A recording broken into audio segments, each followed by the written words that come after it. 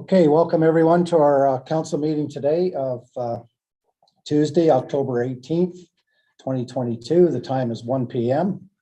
I'll call the meeting to order. And at this time, I'll read the land acknowledgement. We respectfully acknowledge that the township of Asphodel-Norwood is located on the Treaty 20 Mississauga territory and in the traditional territory of the Mississauga and the Chippewa nations, collectively known as the Williams Treaties First Nations, which include Curve Lake, Hiawatha, Alderville, Scugog Island, Rama, Bosa Lake, Georgina Islands First Nations. We respectively acknowledge that the Williams Treaties First Nations are the stewards and caretakers of these lands and waters in perpetuity, and that they continue to maintain this responsibility to ensure their health and integrity for generations to come. So at this time, I'll ask council for a moment of silent reflection so we may reflect upon our duties of today as councillors. Thank you.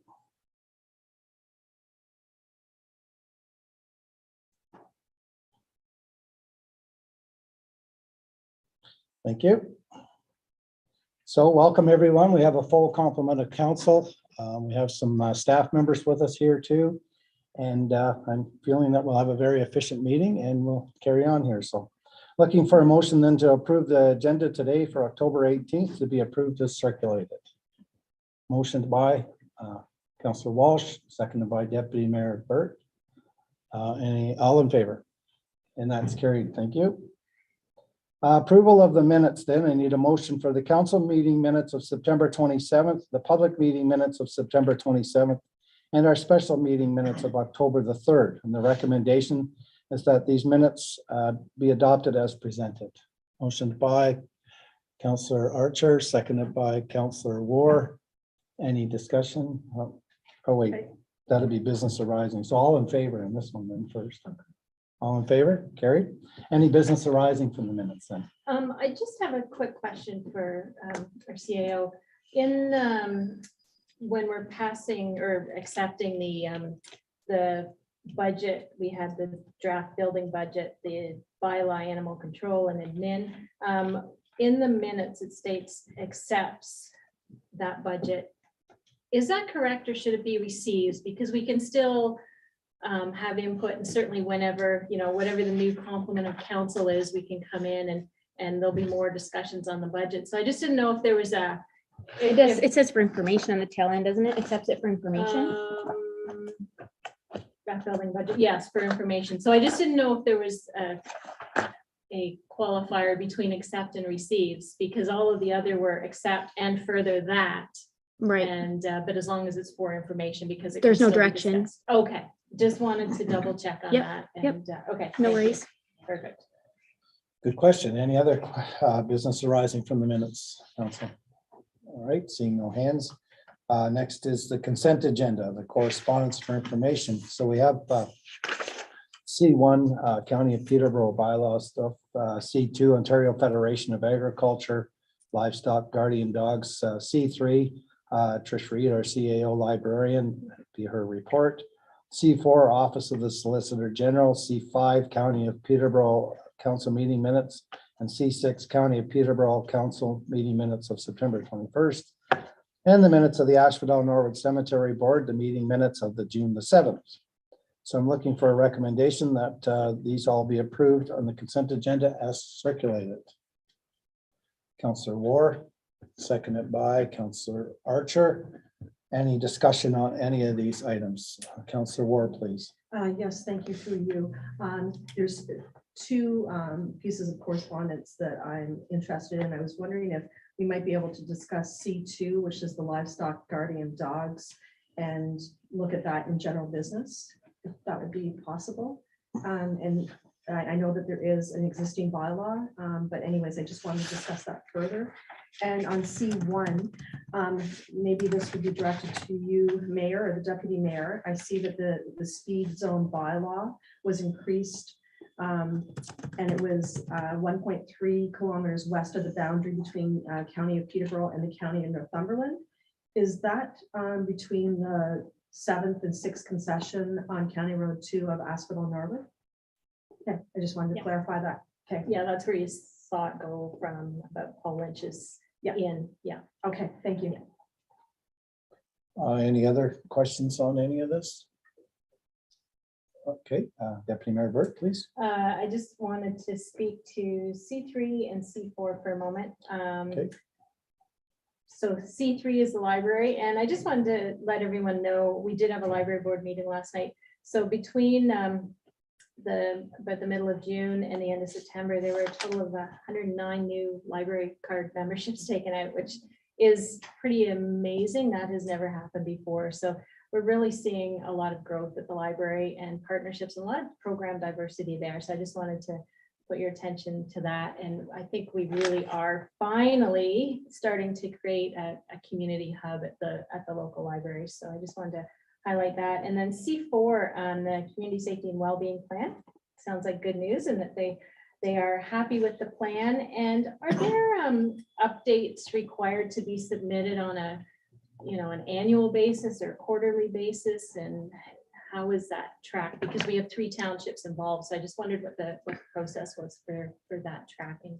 There's a requirement for matrix, Okay. some sort of tracking and success mechanism, but we're in control of what that is. Oh, So okay, there's no okay. pre-described scoring matrix or success kind of guidance that we have to follow, Okay. but there has to be, the plan is not to collect dust on a shelf. So we yeah. need to move forward, and then we'll have to report back on the status and where we're at. But it'll be very high level. Okay. Very high level. Okay. As staff, will bring something back to council probably once per year, Okay. and then probably twice per year we'll meet with neighboring municipalities, Okay. I just didn't, because it didn't say in the letter how. because it doesn't really Okay. exist. And it didn't even say, we accept this. It just said how pleased they were with it. And I was looking for that. Yes, we accept it, or no, we don't. You need to look at this. And it was just a letter that thought you did a good job. So I assumed that was okay. But We'll take it, okay, but yeah, exactly. and they don't say that you are now compliant with the legislation. They don't come yeah. right out and actually say that, and they rarely do. Oh, okay. Because okay. which tells me that they didn't read it likely word for word and compare what you've presented against the legislation to Okay. confirm that you're completely compliant with it. You've just, had the intent of the exercise in the spirit of what they were trying to accomplish. You have done so. So you have reached out to your neighbors. It's somewhat of a regional approach. Mhm. By partnering with 2 other municipalities. We have the framework there. We follow their categories. We have a committee, advisory committee. So we put check marks in the high level boxes, but I doubt it was read word for word for them to state you're completely 100% in compliant with the legislation. So they're like, thank you very much. Congratulations. You've done a good job. But you would then hear from them if you didn't submit at all. Okay.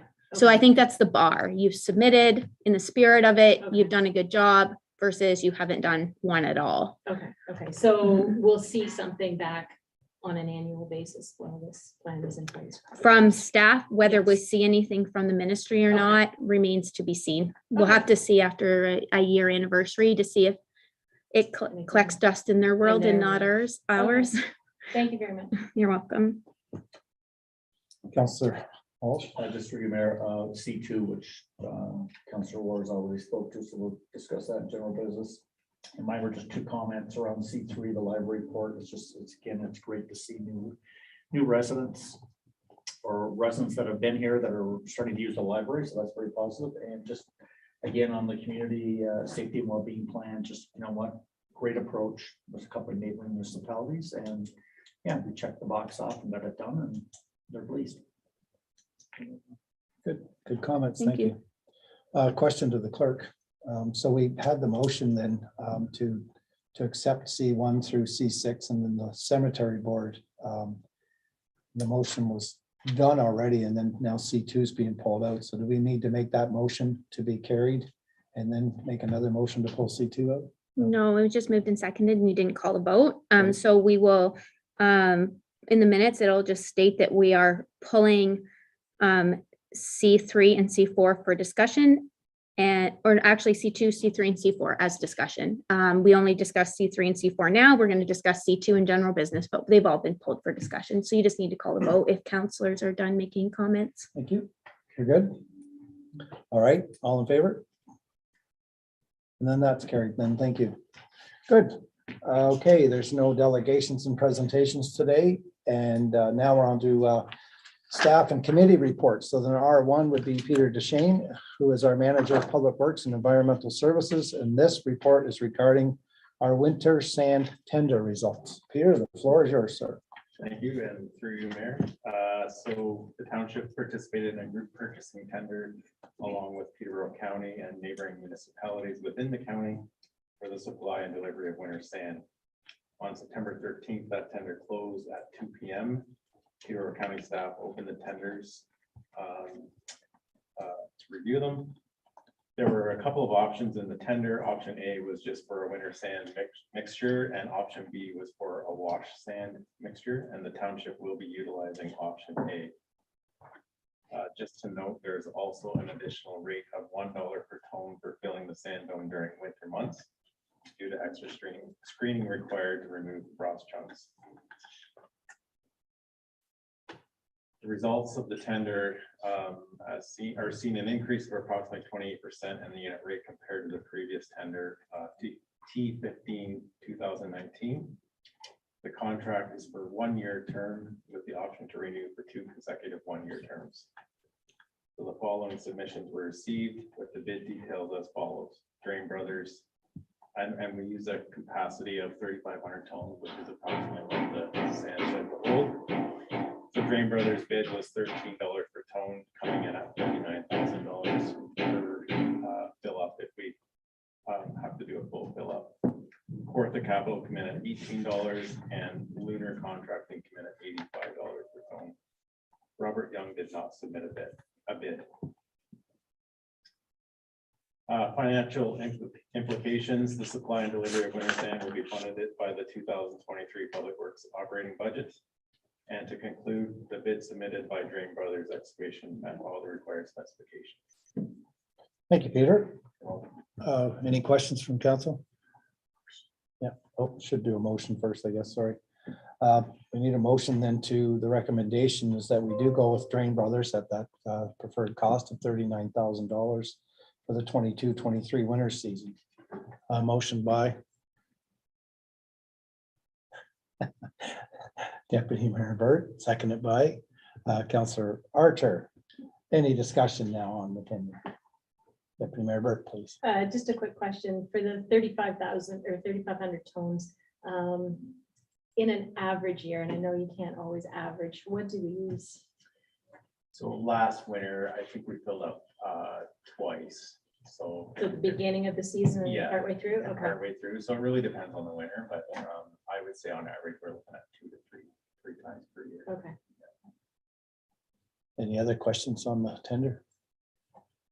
All right, seeing no hands, we have a motion. All in favor then, please. And that's carried. Thank you very much.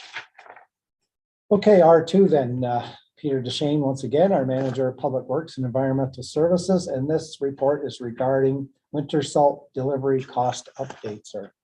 Thank you, through you, Mayor. So the township entered into an agreement with Cortha Capital for the delivery of salt to the Public Works Yard in May of 2020. The term of that contract was for a 3-year period ending on May 31st of 2023. All pricing was firm for the first year of the contract with escalations built in general inflationary adjustment and diesel fuel cost adjustments for second year and third year of the contract. Cortha Capital is requesting the general inflationary adjustment only, which is an increase of 4.5%. The original tender price was $8.75 per ton and will now be $9.14 per ton with the increase. The result in an average increase of approximately $500 per year.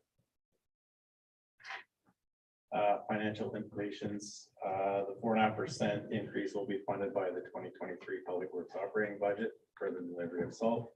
And to conclude, township staff will renew the agreement with Cortha Capital to include the 4.5% increase. Okay, thank you.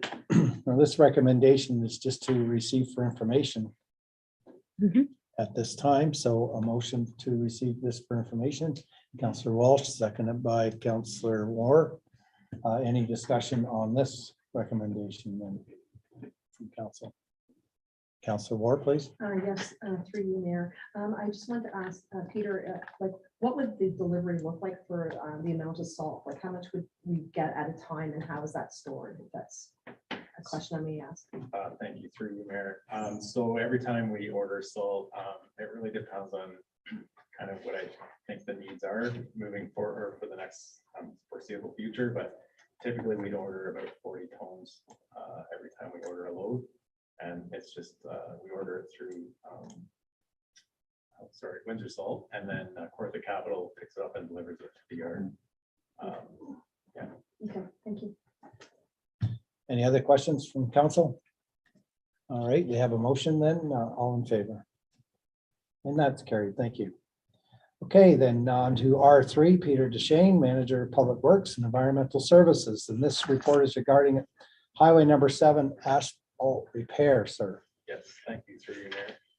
So just a little bit of background here. As you probably all are aware, on Thursday, July 28th, township staff discovered that a water service supplying municipal water to number 4207 Highway number 7 was leaking. Staff organized the necessary resources to repair the water service. The work was completed in 2 stages over a 2-day period due to the complexity and nature of the work. The water leak caused significant settlement of the asphalt in both lanes of the roadway. This was caused by the granular materials, the sub-base materials under the roadway being compromised from being supersaturated by the water. Township staff have met with MTO representatives. We met on August 10th to discuss the settlement and what their expectations were for the repair. I've listed what the MTO was asking for. So they'd be asking for a traffic control plan, and that would be needed to get the encroachment permit. I'll just note that that's already been done. To remove and dispose a section of asphalt 18 meters by 12 and a half meters full depth. So there's 150 millimeters of asphalt that currently exists there. Replace and compact the grinders as required to regrade it for the asphalt. Grind in step joints at either end of the repair section, and then replace the asphalt with 3 lifts of 50 millimeter at C1, which is a super paved mix. And the asphalt must conform to OPSS. And MTO has asked for requests to be notified in advance of the work. On August the 11th, we met with Green Brothers Excavating to review the asphalt repair and request a quotation. Subsequent to the meeting, Green Brothers provided a quotation of $68,500 plus HST to complete the work. Township staff had estimated the repair to be significantly lower at approximately $35,000. Since receiving the quotation at a much higher cost than expected, and given that this work was not budgeted for in 2022, to ensure procurement aligns with current policy, staff have been investigating other options. Miller Paving and Cocoa Paving both have been contacted to provide a quote based on the specifications that the MTO provided. Several attempts have been made by staff to obtain a quote from these contractors with no success from Cocoa Paving. Miller Paving provided a quotation of $80,925 to complete the work. Staff have also been in contact with MTO to discuss other options based on receiving those quotations. And so there are 2 options that the MTO is sort of in agreement with, that the township and MTO will continue to monitor the condition of the asphalt during the winter season. Should any significant changes occur requiring immediate repair, the corrections shall be made by the township. The township will field any complaints or inquiries from local residents, and the work must be completed in accordance with OPSS, which they already stated and the specification. Given that we are now in the mid-October, conditions that are conducive to paving that will allow the work to conform to OPS are not likely to occur. That's not possible. For example, base asphalt must be placed on frost-free granular, and ambient air temperatures must be 2 degrees and rising. And for surface asphalt, the ambient air temperature must be 7 degrees and rising. So the financial implications, the 2022 Norwood water budget did not include funds to to complete this repair, staff will make provisions to include that in the 2023 budget. And so for a conclusion, in order to align with procurement policy and based on the time of year and the workload of contractors, staff are recommending to defer the work to 2023. And staff are seeking direction from council based on the following options. Attempt to complete the work within OPSS specifications during 2022 as quoted by Drain Brothers Contracting for $60,500. And the work would be funded from the Norwood Water Reserves with a balance of $669,113.09. The second option is to defer the work to 2023 and award the work to a contractor based on tendering results. The work would be funded by the 2023 Norwood Water capital budget. I'd also just like to add here, I was talking to Drain Brothers 15 minutes before the council meeting, and they advised me that if they were awarded the work this year, if they would get it done before the winter season. In fact, they would schedule it with the work at Cedar Street and Wellington. So they coordinate the work together and it would be done at the same time, which I expect is going to happen next week from what they're telling me. If not, if council chooses to defer the work to 2023, they would hold their price of $68,500.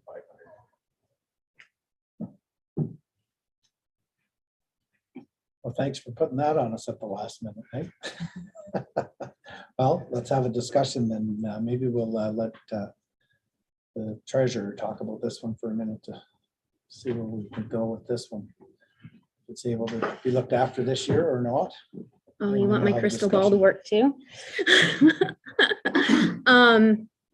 So just as the manager of public works has stated, there's sufficient reserves at $600 and almost $70,000 sitting in the water department reserves.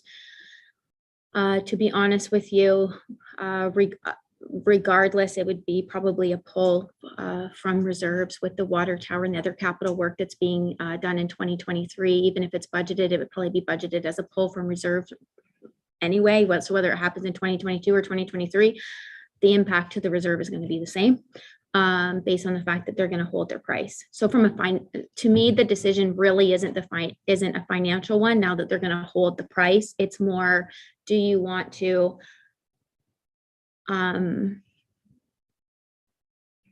move forward with the verbal commitment to complete the scope of work next week?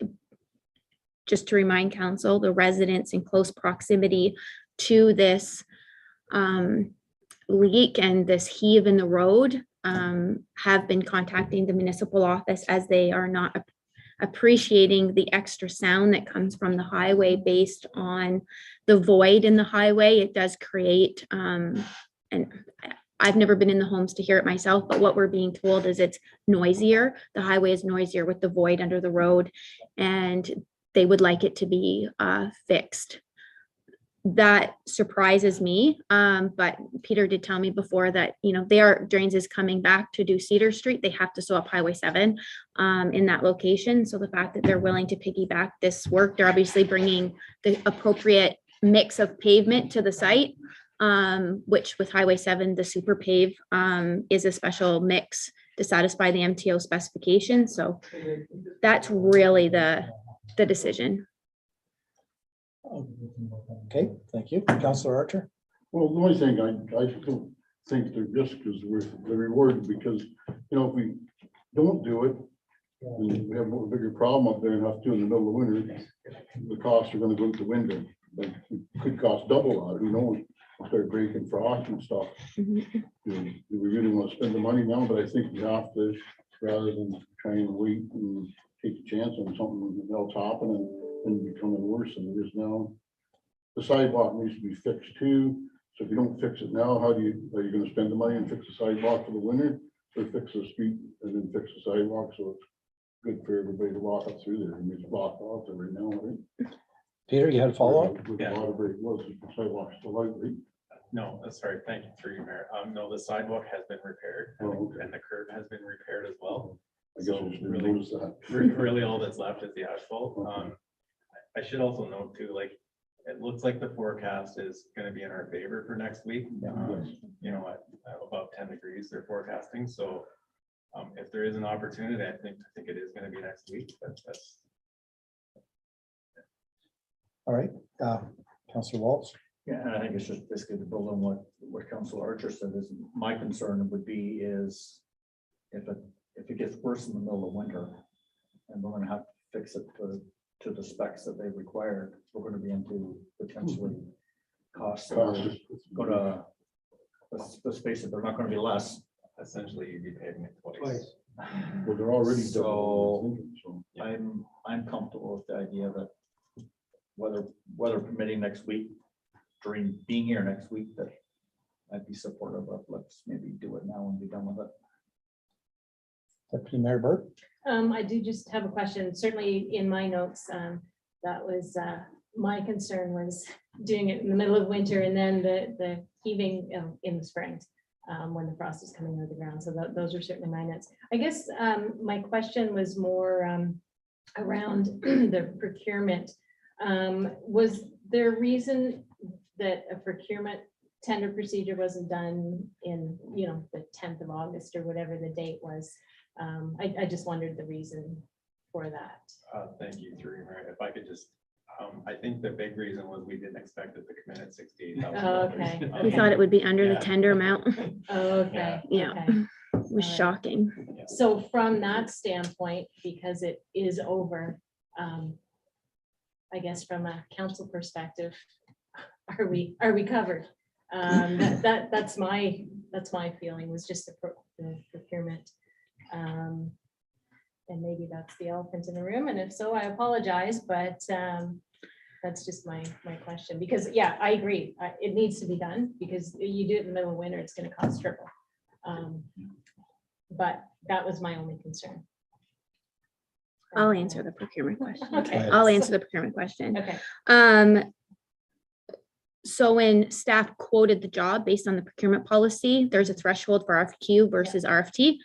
Obviously, we never know until we go out. So we are like, yeah, we think it's going to come in around this. That's this process. Obviously, the quotes came back in.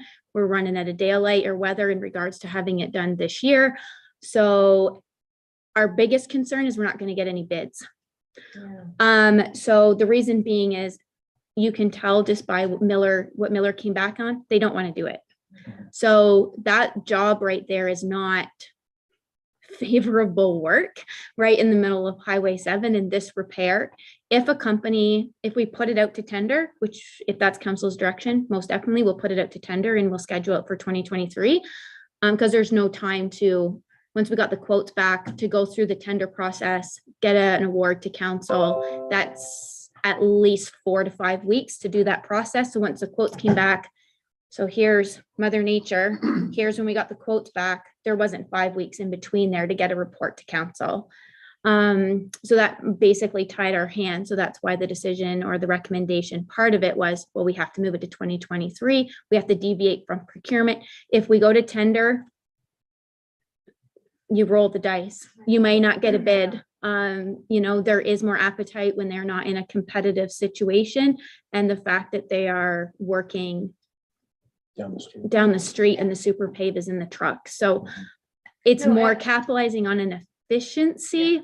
Is it ideal? But we would have tendered it come right after August 10th, if we thought that it was going to come back at this dollar amount.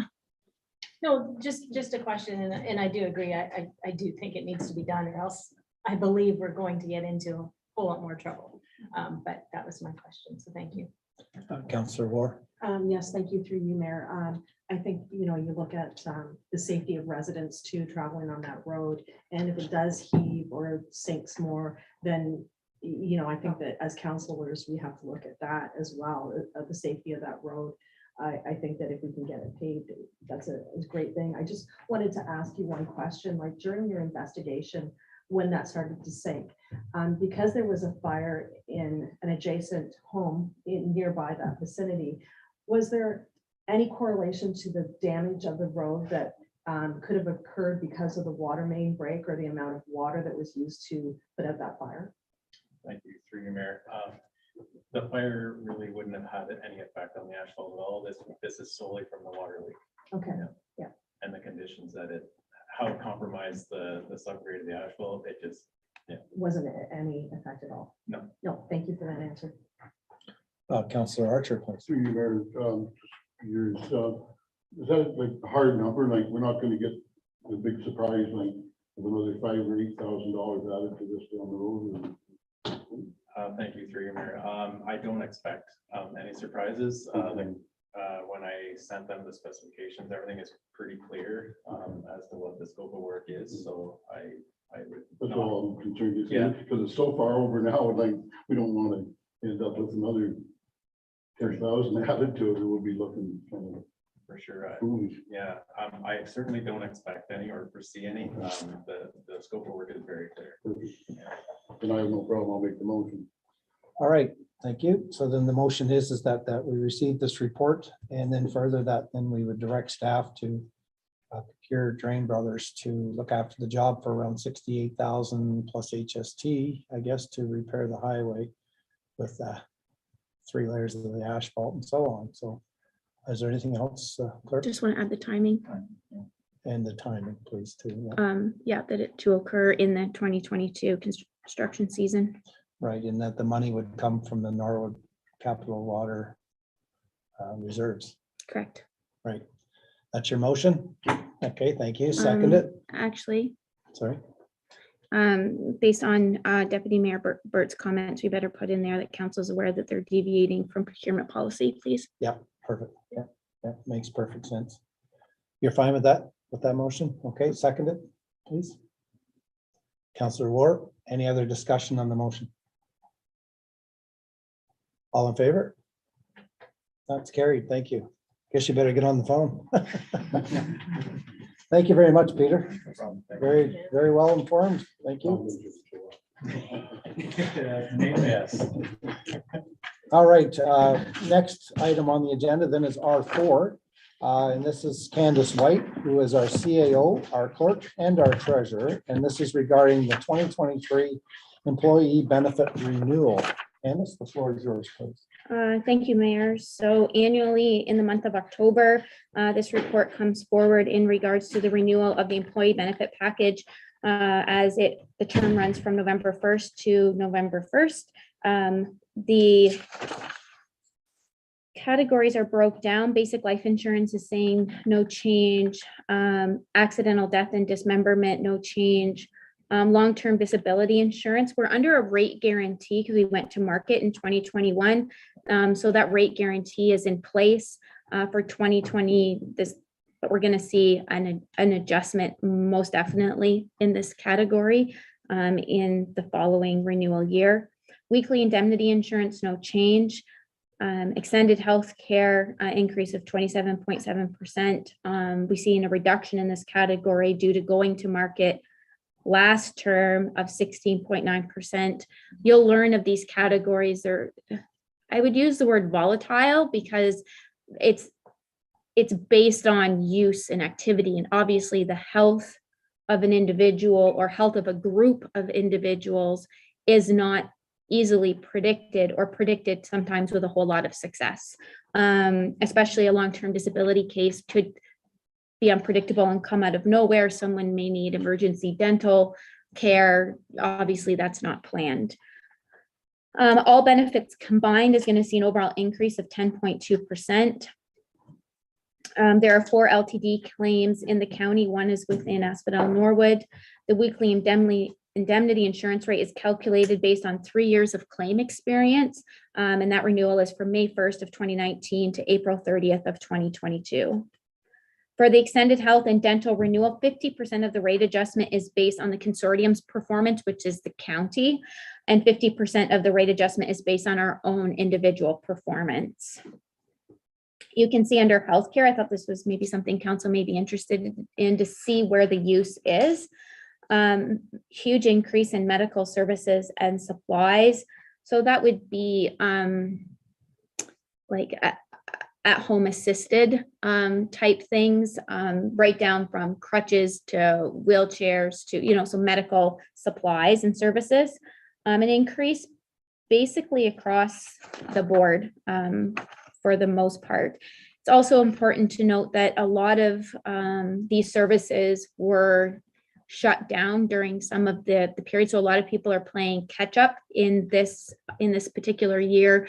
The whole family is going to the dentist after in 2021, they didn't go. So, 2022, there's a bit of a catch up there on the dental. The increase, as I said, in regards to COVID shutdown, there was a market review conducted for the Township of Asphodel-Norwood independent from the county in 2021. I asked for that because sometimes as the smallest municipality in the county, the experience of the consortium has a higher impact on us as an individual group. But if we were to pull apart from the consortium and be insured and provide a benefit program on our own, it's substantially more expensive. Regardless, there's a lot of things would have to happen in the consortium for that pendulum to swing. So I'll take any questions from council. 10.2% increase, and the term is November 1, 2022 to November 1st, 2023. And you see the monthly renewal rate and cost summary on the back page of the staff report. Okay, so the recommendation for the motion is that we approve this for the November 1st of this year to November 1st of 2023 for information, and that we approve the employee benefit renewal package. So we'll start with a motion. Deputy Mayor Burt, seconded by Councillor Walsh. Any discussion on the motion? Councillor Ward, please. Yes, thank you through you, Mayor. I was just wondering what the difference is between the class B1 and class B, because I see that the librarian and the fire chief are under class B1 and active employees are class B. I was just wondering what the different terms were for those two groups. Part-time versus full-time. So the librarian and the fire chief are part-time employees. Okay. The active employees under the B category are full-time staff. So the life insurance, and it's just, Yeah, there are different calculations and formulas for part-time staff versus full-time. So just a follow-up on that, with this county-wide benefit renewal, like which we're under, is there any opportunity to look at like a part-time dental or glassware, just for example, for counselors going like in maybe 2023 with the new complement of council at that time, that there'd be an opportunity to look at something like that? For counselor health benefits, yes, it's always an option. I believe the counselor remuneration bylaw Would have to be looked at. comes forward in 2023 at the beginning of the new term of council. And it would be my recommendation that that's when that would be discussed. Okay, thank you. You're welcome. Great question. Anyone else at this time? We have a motion on the floor. No other questions? I'll carry it. All in favor then, please. And yes, that is carried. Thank you. All right, R5 then, Candace Wright, our CAO, our clerk, and our treasurer. This is regarding our ICIP Green Stream. This intake 2 transfer payment agreement. Thank you, mayors. So this is the final step in the approval of the provincial and federal funding for the new standpipe for the village of Norwood. As council is aware, we submitted an application to the ICIP Green Stream Intake 2 for the standpipe replacement, and our application was approved. At this time, the provincial and federal government approvals are all in place. So the final step is to have council and representatives from those two levels of government execute a transfer payment agreement to ensure that the eligible expenses related to the project are covered. So you can see here that the federal funding is $1,154,230. Provincial funding, $961,762. Township or Village of Norwood, water users portion is $769,582.85. So $2,885,575. That the transfer payment agreement reflects the cost estimates that were included in the application. This is what happens. Obviously, there's a lag between application time, they release the funding is approved, and transfer payment agreement doesn't come till now. So, we're pushing a year and a half. It'll be 2.5 years after we submitted the application before we see a standpipe. And obviously we have learned that costs do not remain the same. So obviously there'll be another staff report coming to council to award the construction tender.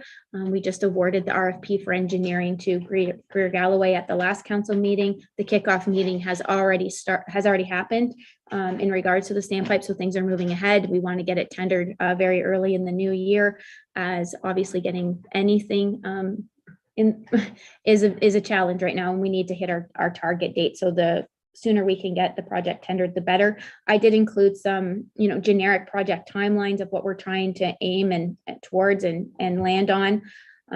February 2023 for the tender issuance. We can award in April, and hopefully we're up and running by the end of November. There is still room in that date. That's what we submitted in our application, but this stream goes out, I believe, another year out to 2024. So you can ask for extensions within a funding stream envelope. So so some people may have applied and said, we're not even going to construct till 2024.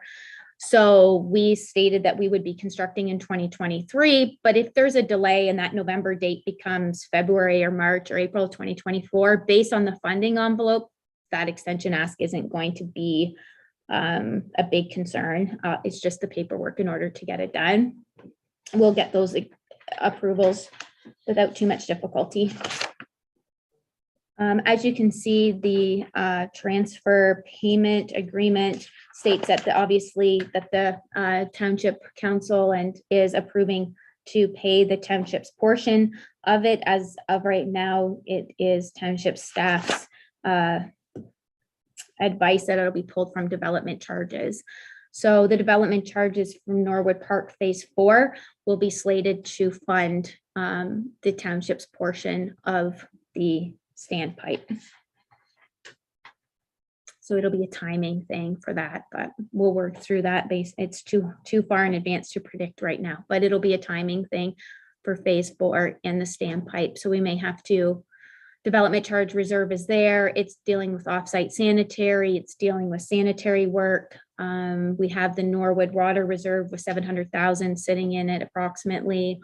So if we have to pull from a reserve, collect the development charges, and then put it back in the reserve, it's more of just a temporary timing thing, but it's too hard to predict right now how that's going to look. Perfect, thank you.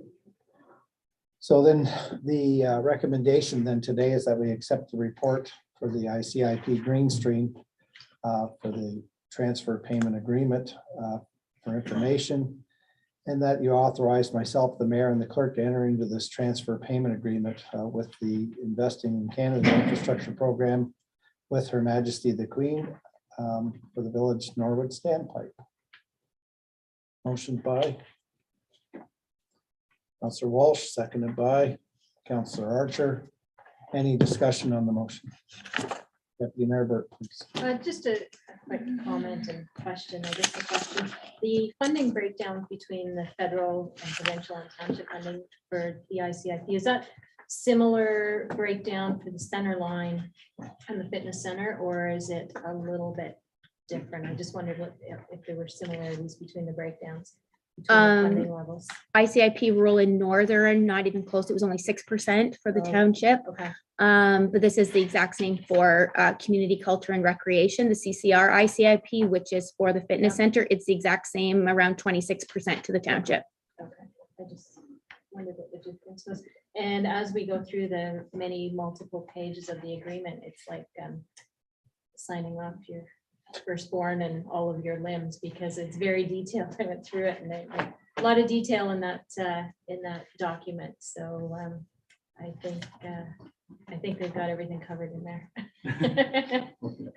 Pretty detailed. What's that? Written by lawyers. Oh my gosh, yes.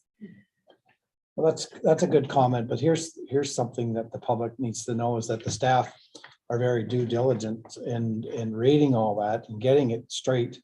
And that's why we are successful with our funding from the governments, because the staff do their homework and we're ready to go. And we already know where our money's going to come from in order to pay our share, where I do know that, and thank David Pacini for being an advocate for us on this one for sure. But it's just, it's tough to get money from the government, and you need to have a plan in place to get it done. So, and I want to thank staff for their hard work on that, for sure, on that one. Any other comments, questions? Councillor Ward, please. Yes, thank you for you, Mayor. I was also going to compliment staff on getting that much funding from the provincial and federal streaming. And I was also wondering if we do have to make a little bit of a change because it's on His Majesty the King, not Queen now. And I don't know if we need to adjust that or if that's just a. The agreements haven't been changed or amended. Okay, that's fine. I just wanted to make sure. I'm sure the next one we receive will state that for sure. Mhm. Okay, thank you. Good catch on that one. I believe at county, we're going to be talking about that or changing it up. There's a change. Yeah, there's a change coming at county. All right, well, there's a motion on the floor. Is there any other discussion on this for the standpipe from council at all? All right, seeing no hands, all in favor then. And that's carried. Thank you. And thank you again. Scott, on that one. All right, our sixth then, Candace White, our CAO, our clerk and our treasurer. This is regarding our management action list. Thank you, Mayor. So next council meeting to receive staff reports is November 8th. The third quarter reports are coming forward. You can see you're going to see another round of the draft 2023 budgets. Consolidated audited financial statements. I hope COVID went through our auditor office and has derailed them for about 6 weeks.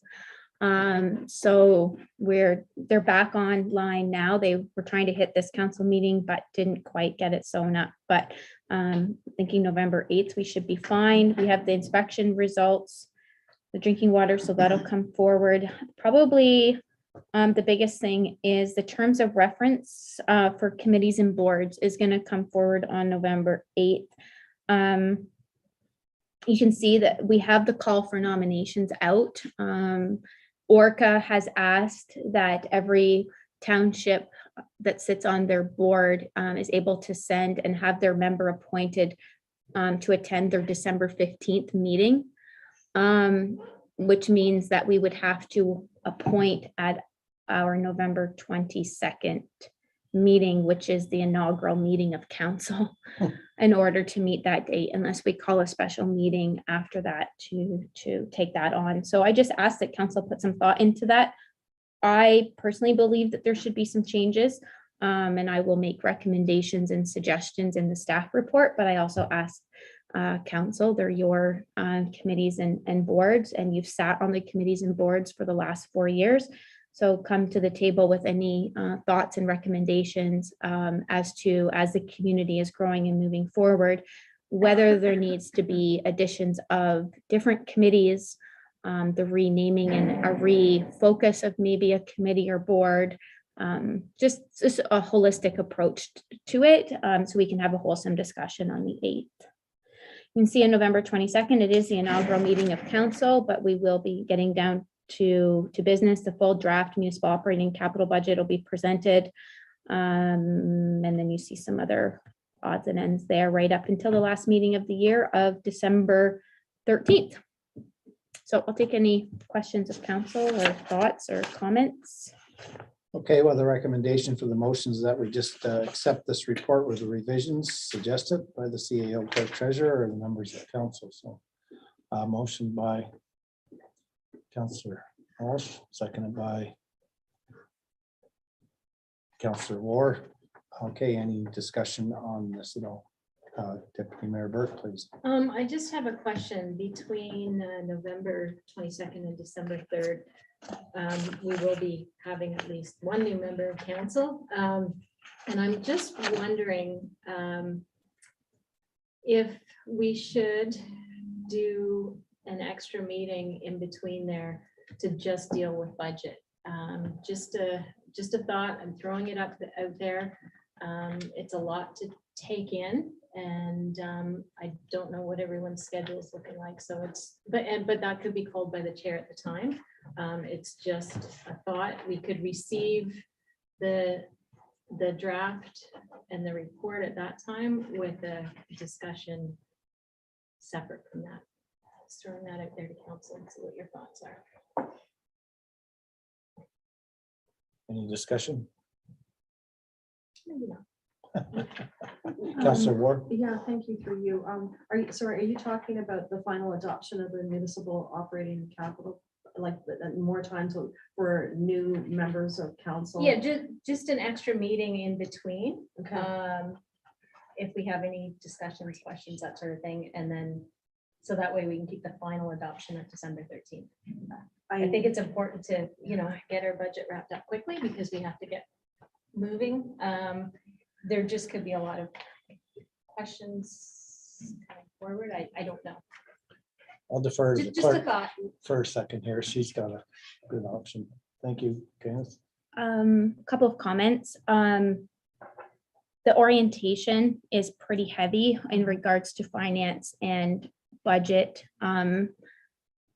As far as the new council members being versed on the budget itself. My recommendation would be to maybe not book it at this meeting, Yeah. but Mhm. book it at our next meeting after the election is over, and if not, maybe at the inaugural meeting so that we can, we book it now, we bring in 1 or 2 new members to hit the schedules, and I think it's a great thought, and it could very well happen, and I would be more than fine with that. But I know based on the results of the election, the calendar is going to shift. I can't set the date for me right now. I know that to be able to book a special council meeting for me to be able to attend to present a budget. So council could state that they want a meeting during that time.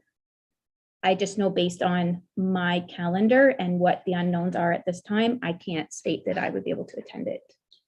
I just have a comment too. It's just, if you go back the 4 years that all of council was basically brand new. I was the only incumbent, or basically, but I was as mayor who came in, but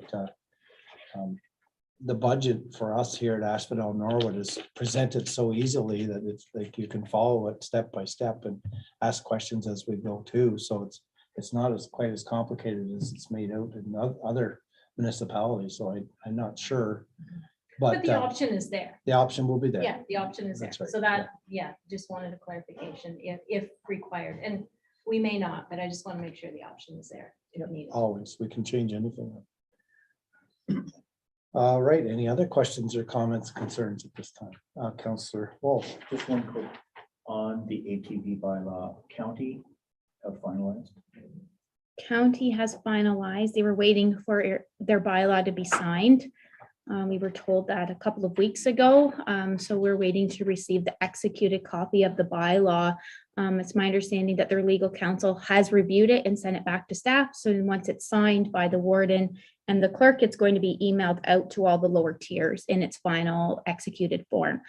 I'm expecting that any day. Okay, and there was, sorry, just to add a second question if I can, is no changes to what had originally came down from county as far as within our township? I haven't seen it since it went to their legal counsel, but it's my understanding that no changes are proposed for Asphodel-Norwood. Thank you. Councillor Ward, please. Yeah, thank you through you, Mayor. I was just looking in the future, and it does have a sponsorship policy. Is the sponsorship directly to do with the arena here, or what is the sponsorship policy? That is Okay. correct. Yeah, okay, just wanted to clarify. Thank you. You're welcome. Okay. No other hands? All right, we have a motion in play. All in favor? And that's carried. Thank you. All right, on the agenda, then we have correspondence for action. We have none. Councillor liaison reports. Does anyone have anything that they'd like to bring forward verbal today? Councillor Ward, please. Yes, thank you through you, Mayor. I just wanted to say that we are still packing up at the Heritage Center. We've had a bit of a delay with some volunteers that are on the committee, some family matters.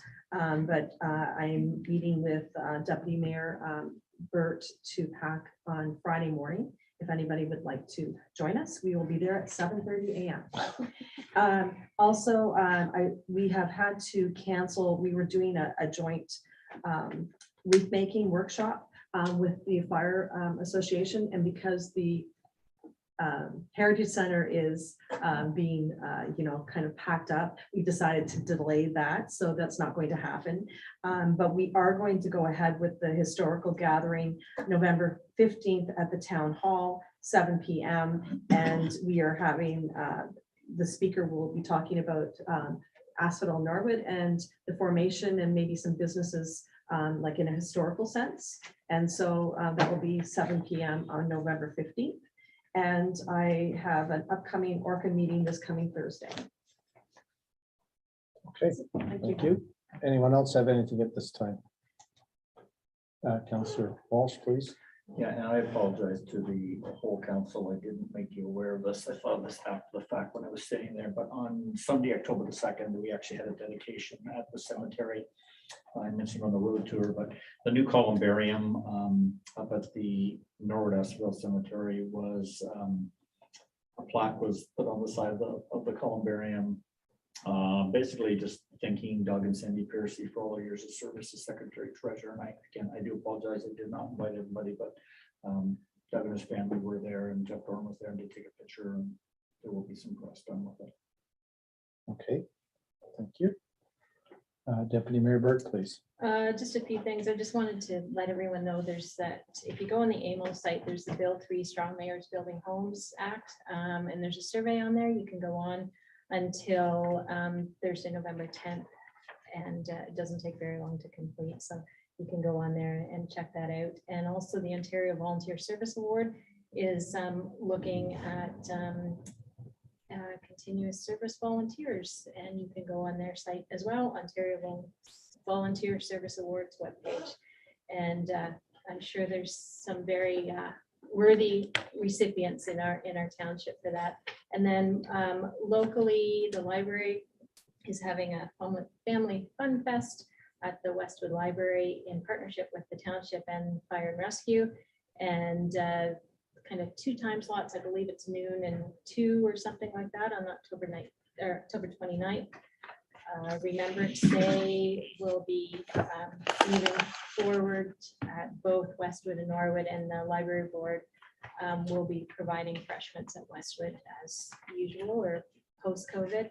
And I just wanted to bring something forward. I was at 2 meetings last night and was with fellow council members, and both with special projects in the library board. And at both meetings, the staff explained some communication issues with the Kawartha Pine Ridge District School Board. And normally what could happen is they, if there were events or something going on or looking for volunteers, they could send the information directly to the schools, and it would, get sent out an email blast or newsletters or whatever the case may be. And the process has changed, and obviously they've probably had issues and policies have changed. And so now our staff need to send information to the board. It is screened and then sent out to the schools affected, and nothing appears to be getting through. And I know Prudence is hard at work to try to get a blanket approval for municipalities. And Trish is trying to do the same thing. So I didn't know if maybe we could reach out to our school board representative, Angela Lloyd, who's been acclaimed for assistance, or it just seems like they're hitting a wall. And we have, NDTS, NDIS, and NDHS here, and it's frustrating when you can't get that information out to them. So I am just putting that out there to council because I wasn't aware of it until last night. And apparently the St. Paul's is fine. You can send an email and it goes out and there's no issues. So they've obviously changed their policy, and I'm sure they've changed it for a reason. So just throwing that out there, and I don't know if there's something that we can do. Thank you. Anything from council? Any ideas? Any thoughts? Staff, anybody have any ideas on that, or we'll just take it? We're back not and- going to get a municipal blanket. No. No, we won't. Unless they change their policy, which obviously there's gonna be no policy changes until after the election and the new board's formed and sworn in. But we will, obviously, we should send something to Angela Lloyd, for sure, because I know, there's a few spoiled apples ruin it for Mhm. many, and that's definitely the case. I know why it is the way that it is, and I know why that reason, unless they do a policy change, is why we're not gonna get a municipal blanket. So there was just some poor decisions made that is affecting all of us, unfortunately. That said, I think they could streamline the process. I think they don't realize how timely some of our communications are. So I think we need to just emphasize to them the importance of timeliness of the communications, and that they need to put maybe some resources to it, because based on the history as to why this decision was made, I don't foresee it changing. So I think we need to make recommendations to work within it that they're actually going to be willing to hear. And I think just asking for additional resources, or maybe just a clear understanding as to what can and cannot be approved. Like that hasn't been circulated either. So some of the stuff that doesn't go through, we don't receive any communication back as to why. So we don't know why it's been stopped. So there is a couple of things. So once the new the new board is formed and ready to go and ready to receive correspondence and take action on things, and I definitely think we can form a letter and bring it back to council for you to approve before we send it in. We got time to do that. Okay. So under general business, I can just put forward a motion to direct staff. Okay, thank you very much. Yeah, I wasn't aware of it. Of course, I don't have members in the school anymore, so I wasn't aware of it until last night. And I just thought it was interesting that both staff members mentioned it. It's that they were having hugely difficulties. Yeah, frustrating. yeah. Well, it was just a huge way to communicate for Oh, us. exactly. All of Yeah. our events got home in the backpacks or or to parents' emails or whatever it may be. Yeah, Huckleberg is still good to us too. Good. They get stuff out the Good. door. yeah, yeah. So Minor it's hockey's frustrating. great. Skating board. Okay, anything else on this report? Council liaison reports? Nothing? All right, next on the agenda is the CAO clerk treasurer's list, please. Thank you, Mayor. The signs at the boat launches, as per council direction, have been installed with the QR code. So Asphodel Heights has been corrected and updated to reflect the bylaw. We added the QR code to that one too. What's wrong with telling people where they can go? So obviously, under the motion of council, the time frame of the 30 minutes to permitted activities wasn't applied at Asphodel Heights. But the signage has all been cleaned up as per council direction. Pumpkin Parade, November 1st here at the community center. Skateboard Park is moving along nicely. They are forming for concrete. So if Mother Nature is kind to us next week, that project is moving ahead at a nice speed. Fitness center update. The column beams, joists, the roof is going to be on by the end of next week. They're on schedule to have that project sewn up to reach substantial early in the new year. It has to be completely sewn up by March 31st. So things are moving along there. It's hard. It doesn't look like there's a lot going on until the beams go up, but it's a lot going on behind the scenes and everything's moving along nicely. On November 10th is the Community Recognitions Award at 6:30 in the Millennium Room. So the committee has met and chosen the recipients. It was a great turnout of applications.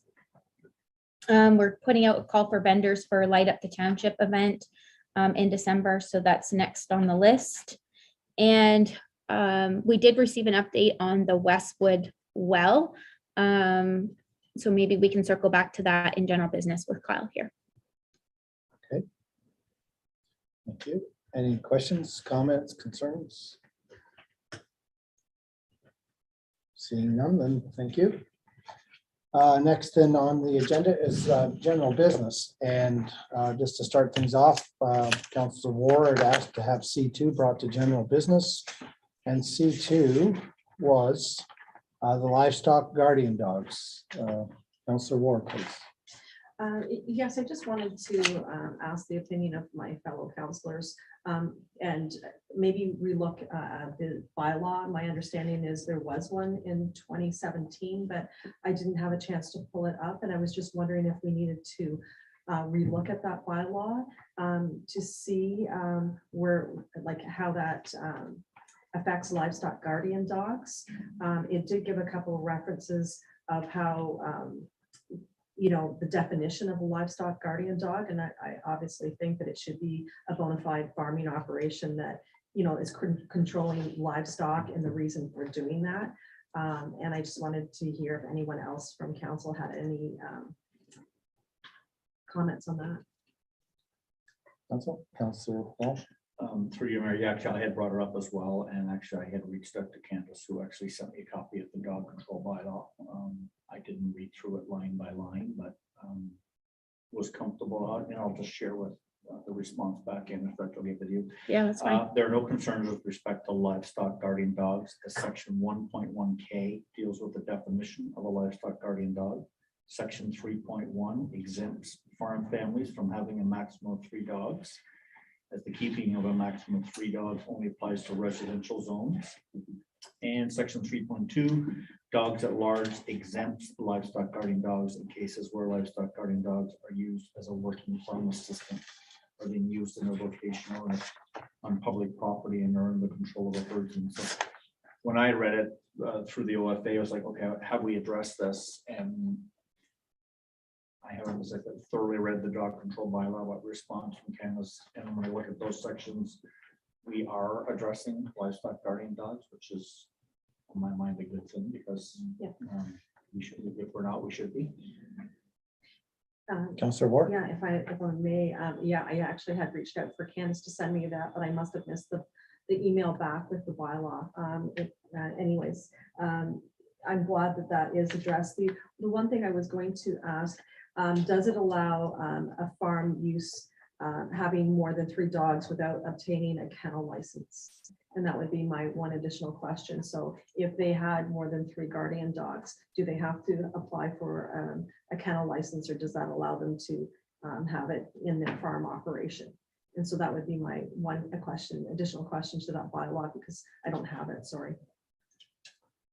I guess that would be a staff question on that one. I Yeah, thought the way that Barry just explained it, that it was okay yeah, it because says they were on a section- farm operation. kennels registered number of dogs, section 3.1, which states keeping a dog's maximum 3 per premise. No person shall keep more than 3 licensed dogs within those areas of the municipality zoned residential. Section 3.1 does not apply to the number of dogs that may be kept in a kennel under a kennel license issued by the municipality under section 8. Good old bylaws. Hold on. Kennel license.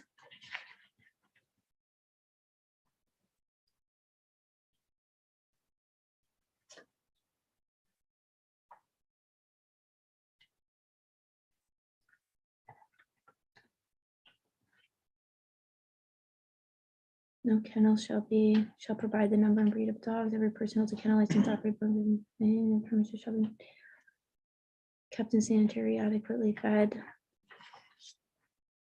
Special provisions. This is such a big doc. I really don't.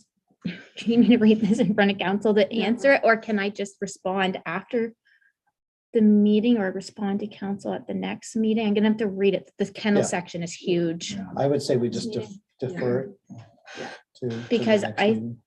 I'll have to answer the kennel. I am going to assume that it's likely no, that if you're exempt for farming operations, and if that's the use of the dogs.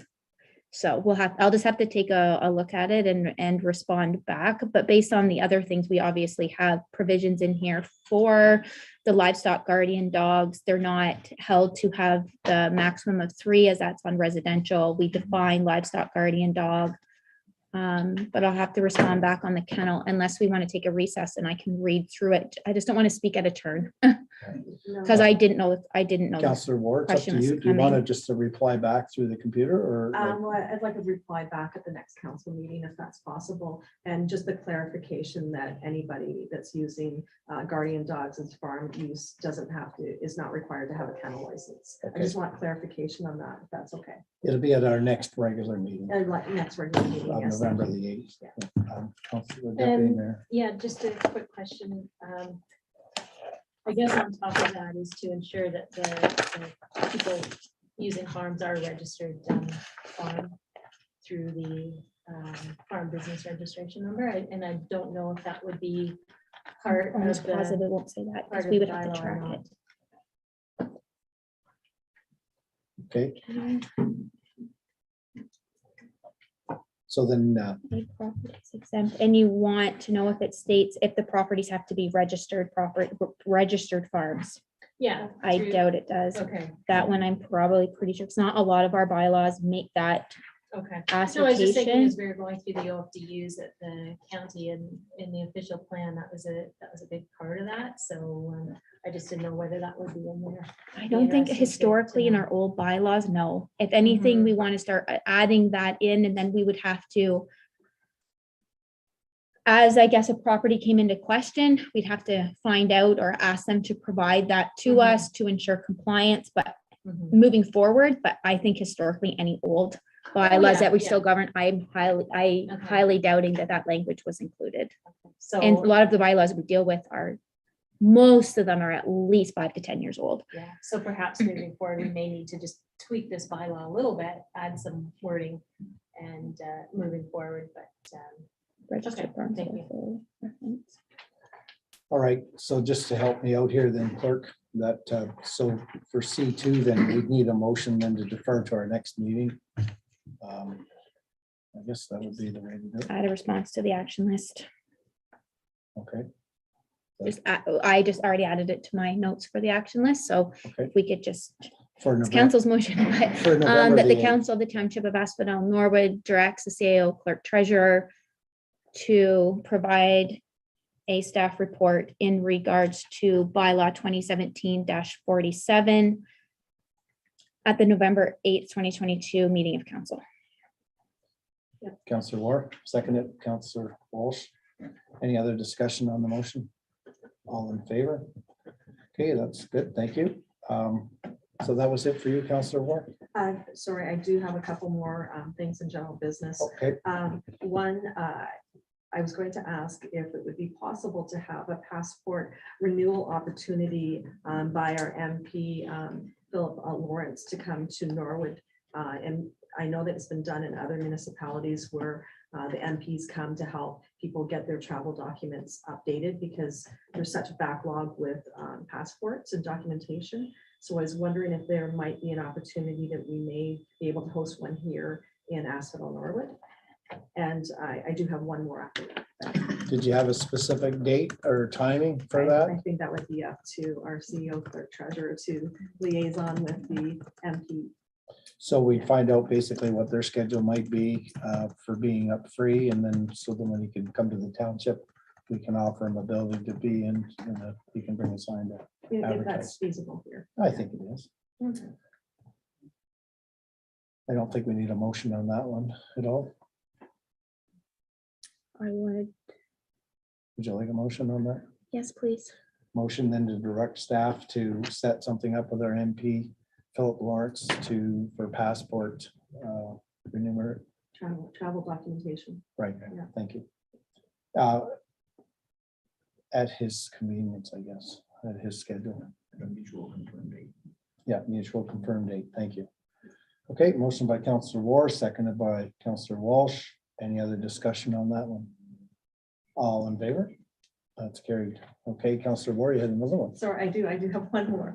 I was just wondering with the uptick in COVID, if our monitoring of the wastewater was still in place and if we had noticed an uptick in COVID in our area. That would be a question perhaps to Kyle. Yep, we're still doing our 3 samples a week for the health unit. I actually haven't gone on the dashboard in a few weeks, so can't speak to the levels, but And yeah. So that's still in place though. Yeah, that's still in place. I think they continue, or they plan to continue for some time here in the future, yeah, by the end of the year.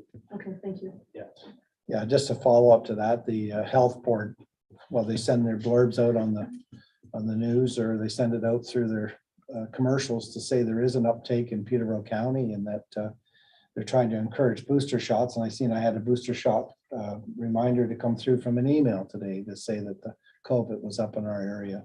Not necessarily in Asphodel-Norwood, but Peterborough County in general. So they are trying to let people know, but I think they're encouraging people to do get their extra booster shot and a flu shot, it said too. So Yeah, there is a link. I can actually forward it to you guys too if you want. You can go and look at the dashboard and see the padlock and lake field. I would like to see that. Yeah, Yeah, thank you. I'll send that along. all right, Councilor Ward, you're done. I'm finished. Okay, thank you. So Deputy Mayor Burt, you wanted to have a letter to the school board. Yep, I can scribble out something here. The Council of the Township of Asphodel-Norwood directs staff to prepare a letter to Kawartha Pine Ridge District School Board, Asphodel-Norwood Representative Angela Lloyd, to discuss the process of communications between our local officials, NDPS, NDIS, NDHS, and the municipality of Asphodel-Norwood in order to announce our local events, programs, and opportunities to students and their families. Does that sound all right? Yep, you'll pass that on to our deputy clerk, obviously. Did you get it? I don't mind. Okay, thank you. All right, so we have a motion on the floor then. So you already said school board in that too, but I know if you just direct it to a specific person, it might just stay with that person, but you said school board at the very School beginning. Board and Asphodel-Norwood representative. Angela Right, Lloyd. okay, thank you. Just wanted to clarify that. Okay, so we have a motion on the floor. I need a seconder for that then, please. Councilor Ward, any other discussion on that motion? All in favor? That's carried. All right, does anyone else have anything else under general business? Councilor Walsh, please. Yeah, it's actually just a follow-up. We received a correspondence from Candace on October 12th regarding the sodium content level in our water. So I guess just from my perspective is just understanding how much did it go up. It sounds like it's still at a very minimal level, which is very good to hear.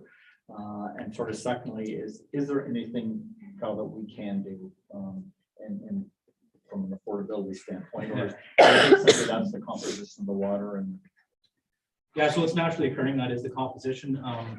Back as far as I could find since 2003.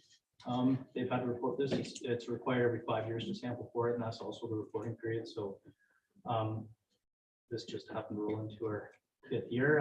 Anyway, so previous to this, it was 30.6 milligrams per liter. This time it was 36, so it was up a little bit. Part of that could be seasonally. There's less water in the aquifer. Things are a little lower as far as water level goes, so maybe the concentration is a little bit higher. Yeah, so essentially, it's either you have to go nanofiltration, which won't remove all of the ions, or you have to go with reverse osmosis. Both very expensive forms of water treatment. Reverse osmosis, the Canadian dollar amount per cubic meter, from what I found, was about $1.50 to $2 per cubic meter to produce RO water. Worked out to the $385,000 a year for RO treatment if you were to treat all of Norwood's drinking water. That doesn't include capital costs of putting the system in place and the treatment costs of treating the brine that comes back out of it. So there definitely are some other ongoing costs. I don't even think the ooze could take it. Like like the sanitary, like it would just that brine would cause Yeah, a whole beast on its own. well, because it pretty much removes, you're not just removing sodium with RO, it's just Everything. out of the water. So all minerals in our water is high in minerals because it's groundwater. Mhm. So I suspect, I'd be curious to grab, it's a fairly cheap test. I'd be curious to grab them maybe seasonally here for a bit. Try one in the spring just to see like how it varies. But yeah, there's not much to be done other than basically RO treatment. And then maybe just to build, if I can, is That would be interesting, because you just said maybe it's because of water level and table where it is right now that it's making it higher, so it would be nice even to do, I'm not sure what the cost is to do the test, but 2 or 3 times next year, just kind of see. Yeah, that's, To see as I just said. Are we see still seasonal. seeing that trending, or was it just kind of a one-off this time? Yeah, well, I don't suspect it's a one-off, like we've been over every sample we've had since Mhm. 2003, that the threshold is very, like 20 is low, like you're almost not gonna find that in any groundwater really. Okay. So, like, I know that Kitchener, Waterloo, Guelph, places like that, draw groundwater sources, they're always traditionally over 20. Some parts of the well system in Guelph are 130 milligrams per liter sodium. Okay, So, I appreciate that, thank you. Great. Any other questions, comments, concerns through general business here? All right, seeing no hands, then we're moving on. There is no closed session today. There's no notices of motion today. Oh, Back up if I can.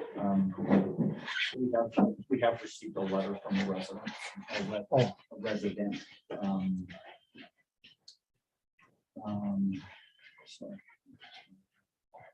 Taylor, I apologize if I hack his last name, but Taylor Lawson. you might want to speak up just in case. Yeah, we received a letter from a resident, Taylor Lawson, regarding his property at 30 Victoria Street. I'm wondering whether we should bring that up for some discussion as to Deputy Mayor Burt. could do. I have a question on that, because we were talking of an individual and finances. Should we do that in a closed session?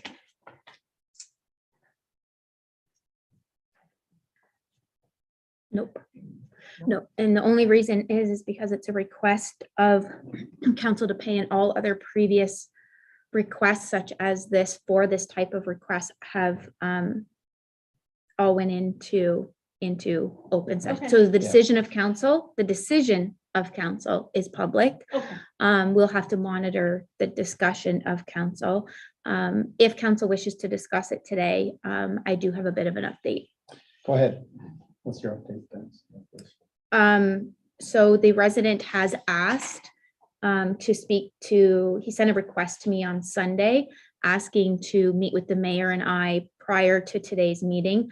I was in ministry meetings all afternoon. I couldn't pull yesterday together in order to meet with him and the mayor. He was out of town today, so he was unable to attend the council meeting due to work commitments. He has advised that he has not received quotes for the work and he intends on completing the work himself. And he hadn't advised that in his correspondence. Basically, what the ask is that the township pay for the cost of the remedial efforts for his basement in regards to about $10,000 to $15,000. As we know, Telcon hit the lateral, but there was issues with the sanitary locates due to incorrect as-built. So when looking back, what we've come to learn is that, so that sanitary lateral was installed when the original water was put into the village of Norwood, 1972, is when his lateral for that property was installed. That lateral is actually found on 2 sets of as-built. One that includes the easement where the sanitary was just replaced, and the other is the as-built for Victoria Street. When the staff person received the locate information, they pulled the easement one, because that's where all the other servicing went through. They pulled the easement as built and it showed the lateral. There'd be no reason, as per that employee's opinion, to then pull additional as built, because the lateral was shown on that one. You wouldn't think that it would be shown in multiple locations, because there's only one sanitary service to the property. So we had 2 sets of as-built. He pulled the easement as built, marked the lateral, and Telcon came in. The lateral didn't go to the easement. It came out to Victoria. So when Telcon ran the fiber, they hit the lateral. When township staff got the emergency call out, couldn't understand how that was even possible, because why is there even a lateral there?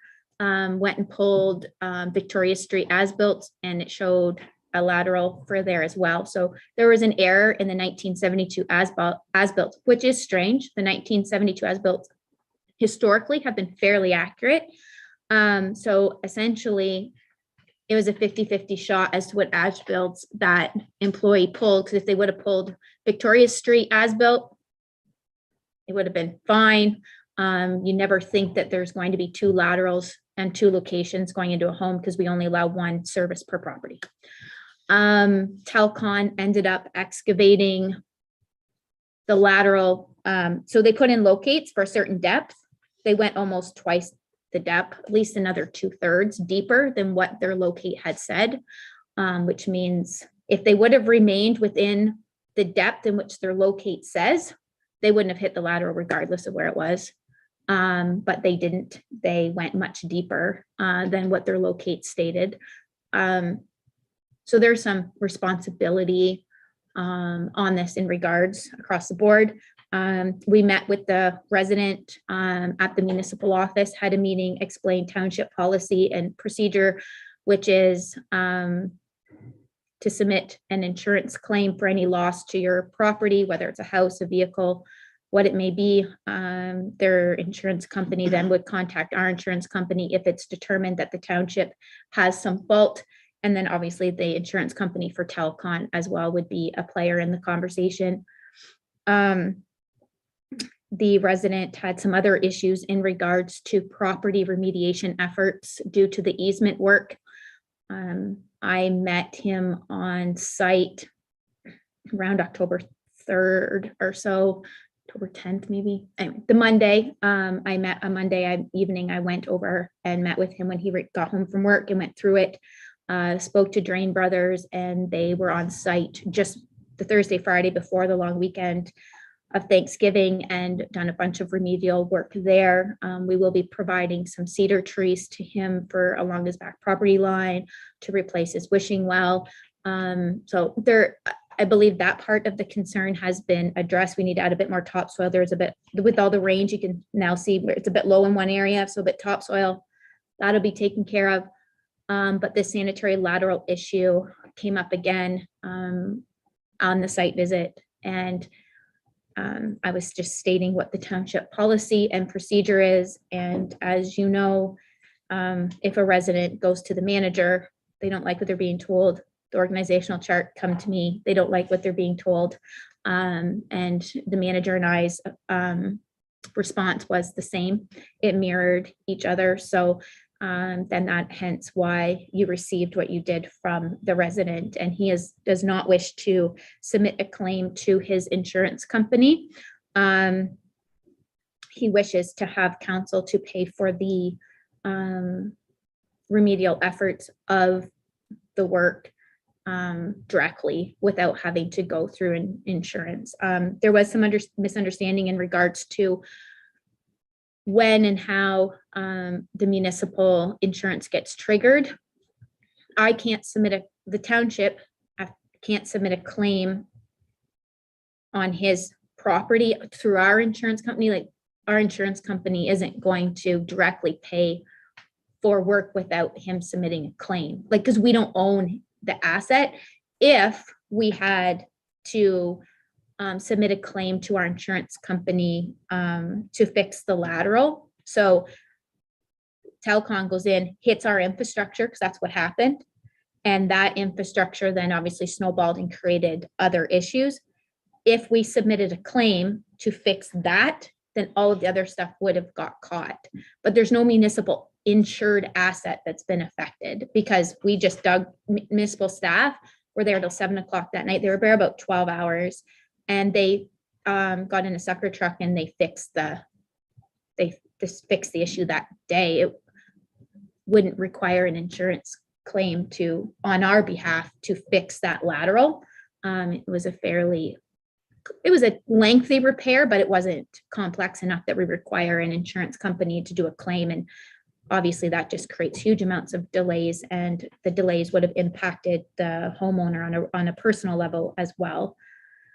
So submitting a claim now to our insurance company to fix the residential home, we don't insure the asset. It's not our asset. It's not insured. And that's what our insurance company has stated. They don't insure that asset. So the only thing that could come in would be, it wasn't even our construction that caused it. You know, Telcon went through. It's in putting in fiber is not an authorized municipal activity. We don't install fiber. So the only ownership that we have is that as built being incorrect from 1972 and locating the sanitary in the wrong location. So that would be like a maybe a professional error, but it's a $10,000 deductible. So, and that's basically the nuts and bolts of it, but he has requested a meeting with the mayor and I. And unfortunately, council is here today. So, I mean, our meeting was already scheduled for today. Our timing didn't work out. Like the CAO had mentioned, she got an email or some sort of response on Sunday afternoon. So not enough time in order to get the three of us together, basically. So it's on our shoulders today, council, as to where we're going. Just a quick question. This is not necessarily the same scenario, but this has happened before in our township and with other residents. And I do believe at that time that residents had to use their insurance company to ask our insurance company to pay, basically, because then they ended up getting quotes and looking after another. But council, Barry, did you have a follow-up at all, sir? I'm struggling with this one because he's I think a fairly new, young homeowner. Obviously the storm damage in May, I'm sure he probably has a claim that went in for that.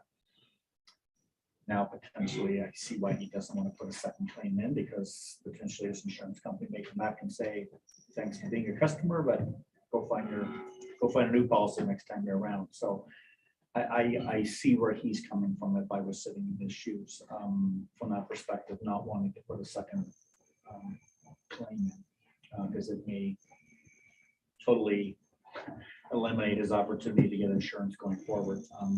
I also understand our position too, not our asset. Yes, we have, let's be fair, we have a little bit of at fault here. We didn't necessarily market exactly where it should have been, but out of fairness, the telecom company came in and went significantly further than what they should have. So if you start laying blame, are we 10, them 90? I don't think it's 50-50. Yes, we were, let's face it, we made an error in terms of our locates, but again, going significantly deeper by the telecom company really is what created this, whether the locates were right or wrong. So I struggle to know what is the right thing to do. I hate to see a young resident taking a significant, maybe, and again, do we know whether 10 to 15,000 is the right number? That's just, That is the question. that becomes the other part of the question, and how much of it should be ours. And I see where he's coming from. We want to be fair. We also want to be consistent. We don't want to be setting precedent. So it's a tough one. I don't have a decision for it yet, or a direction for it. It's kind of like I've struggled with this. Deputy Mayor Burt? Yeah, you would almost think that Barry and I had a chat. If we didn't, those are my concerns too. I do feel for him as far as the insurance goes, because I know what's going to happen. We had a huge claim a number of years ago, and we were told if we have another, we're out, and we had to stay with that insurance company for 5 years to ensure that we didn't have another claim with them. So insurance is tough, and it's gotten tougher in the last 10 years. We are, and like Barry said, we do have some responsibility because of the locate, but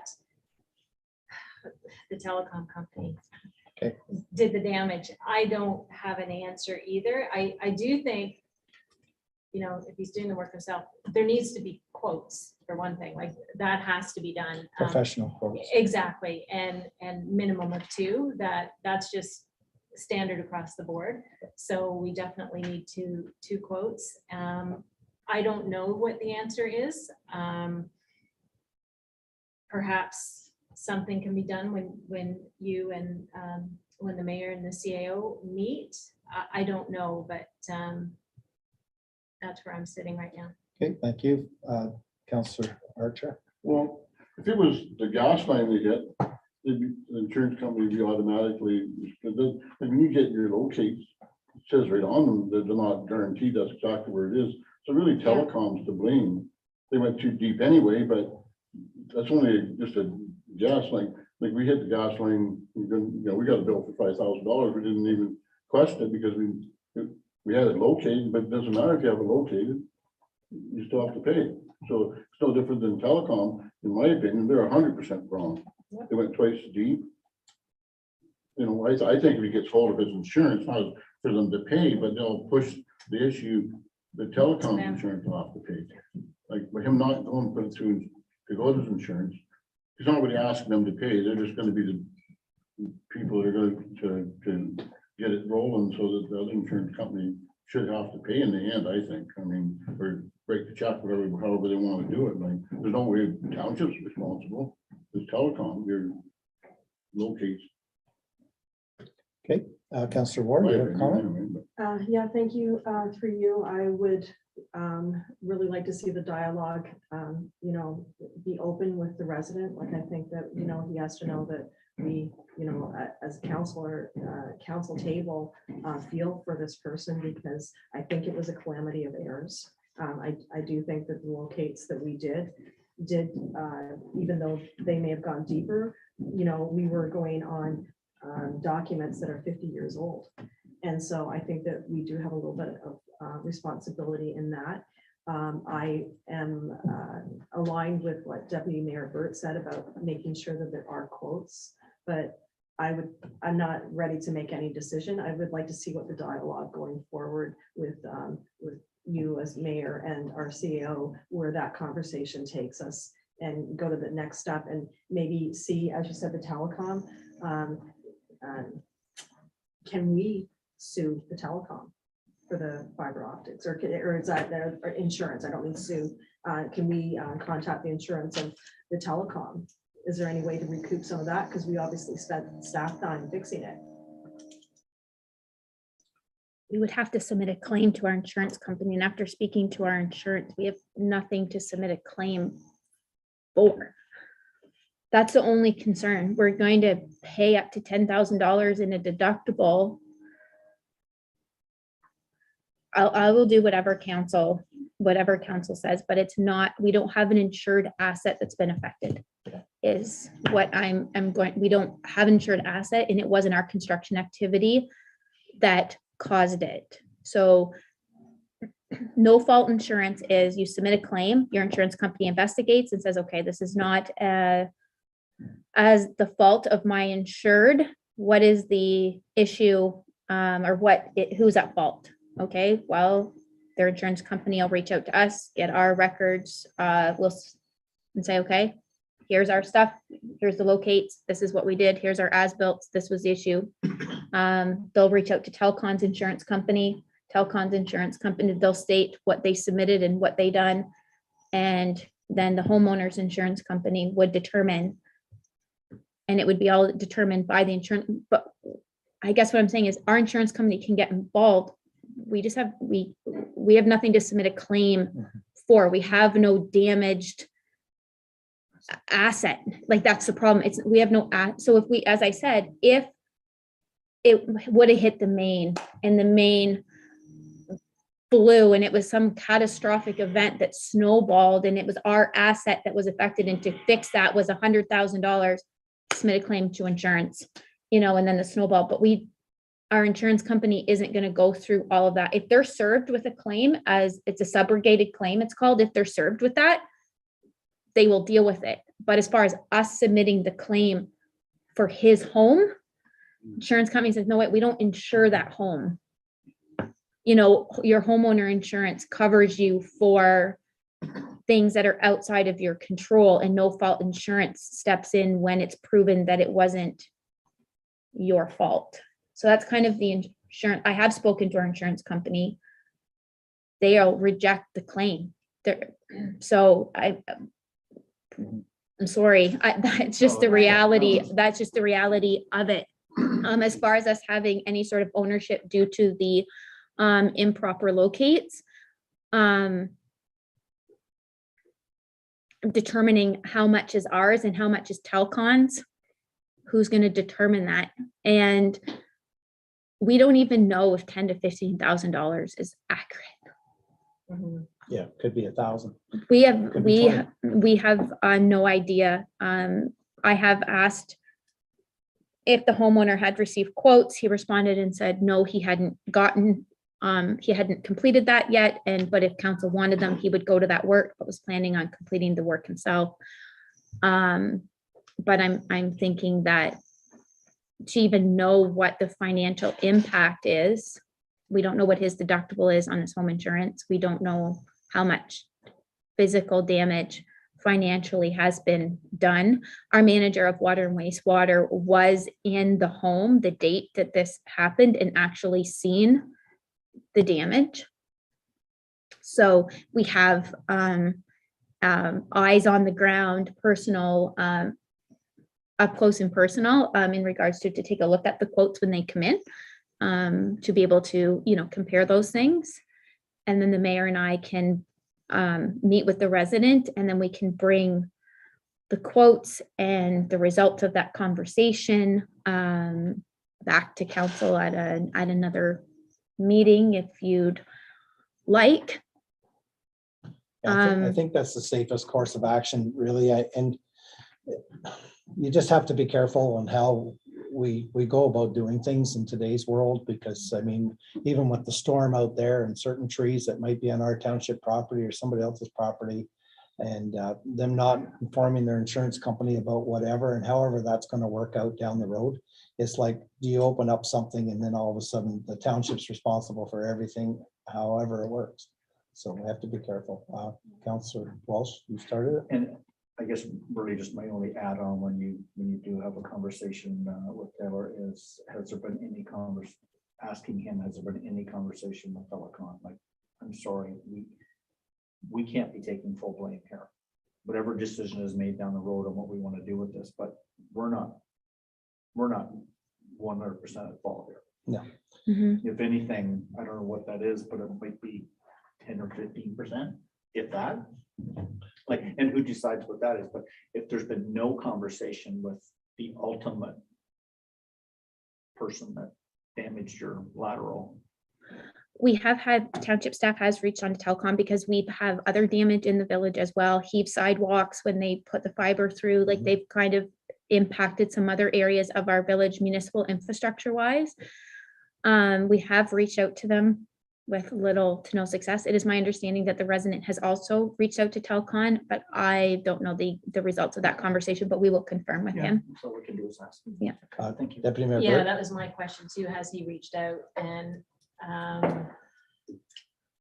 I guess if a municipality doesn't have a lot of luck with their assets at the telecom company, chances are a private individual is going to have even less. Yeah, that's just my question, my comment. Hey, Councillor Archer? Well, if I think if he's gonna have to go through his insurance, that's just how it is, but Yes. I mean, not for them to pay, they may, like, because they're gonna have to orchestrate it and start from there, because they're gonna, if Telecom's to blame, they'll go that far and get the money. But we're gonna get stuck in the middle here. Mhm. We are stuck in the We are, You yeah. know, he's gotta start it, like, you have to know what, you don't even know what the costs are. No. And like, what about the cost for the township hooking it back up, or like, are we eating them, or? Yeah. So we've already like Mhm. paid some money on this Yeah. whole deal, so, Yeah. yeah, no, I think But we couldn't wait for Telcon to write the check because Yes. we just fixed it because it needed to be fixed, It but had to be fixed. it did. Back in 2017, a resident submitted a very similar letter to Township Council due to a sanitary backup. The main got plugged due to, roots of trees and just some other things that should have been flushed into the sanitary system, got caught up on some tree roots and created a blockage in the main, which then path of least resistance backed up into the sanitary lateral, into the home, into the basement. They submitted a very similar claim. It was for about $17,000. And the decision of council was to receive the correspondence for information. And the resident went through their insurance, and then it got submitted to our insurance company, and then the investigation starts. Okay, we want to see your sanitary maintenance records, and then it comes out and it gets all shaken out between the insurance companies. And it doesn't happen often. Obviously, this is the only one we've had since 2017 for a home issue. We did receive a complaint in regards to a vehicle that was traveling on a road that sustained damage. They wanted the township to $8,000 damage to a vehicle traveling down the road. Same message came from my office as far as you need to submit a claim to your insurance company and come through. They didn't like it, but that's what they did. They submitted a claim. Their insurance company contacted our insurance company. We gave them all of our road maintenance records. It hasn't fully shaken out, but I don't think it's going to go very far. But that was the process, and that's literally within the last 6 months. Yeah, it's unfortunate, but It is unfortunate. yeah, if we didn't have the windstorm, we probably wouldn't be Exactly. talking about this right Yeah, now. exactly. And I think that's where the issue lies. But I do agree with Paula. Let's keep the conversation open and, Okay, well, we already know the direction. I don't know, like, there's no motion needed. We still need to have a conversation with them between myself and you and them. Are we to report back? Yeah. On November 8th? Or what are we? yeah, we do need, Okay. we need Well, to we- report back when, maybe the meeting's not going to take place. Or maybe it'll be the next meeting. That would be nice if it was done. Yeah, I and think wrapped up he's at this looking term for of it, council. because, he Mhm. needs direction so he can move on and get his home back into a state of repair. Yeah. Need a motion to that effect. Might as well. Well, I think because he's come to council, because he doesn't like the message that's coming from staff, he's looking for a decision of council. And so if council just requires additional information to make the decision, or to then that's, I guess, what I don't know if we need a motion necessarily, I but don't think we do. I mean, I can take direction from a conversation. Don't need a motion. Direction, have a conversation. We can continue the Reinforce our conversation with the points. mayor and report back to council. Yeah. No problem. And certainly the idea of meeting those folks are And very he's- important. Yeah, he's been put on notice. Mhm. Hopefully he moves forward with that. Yeah. All right. No other discussion, Oh, Councilor sorry, Walsh? Yep.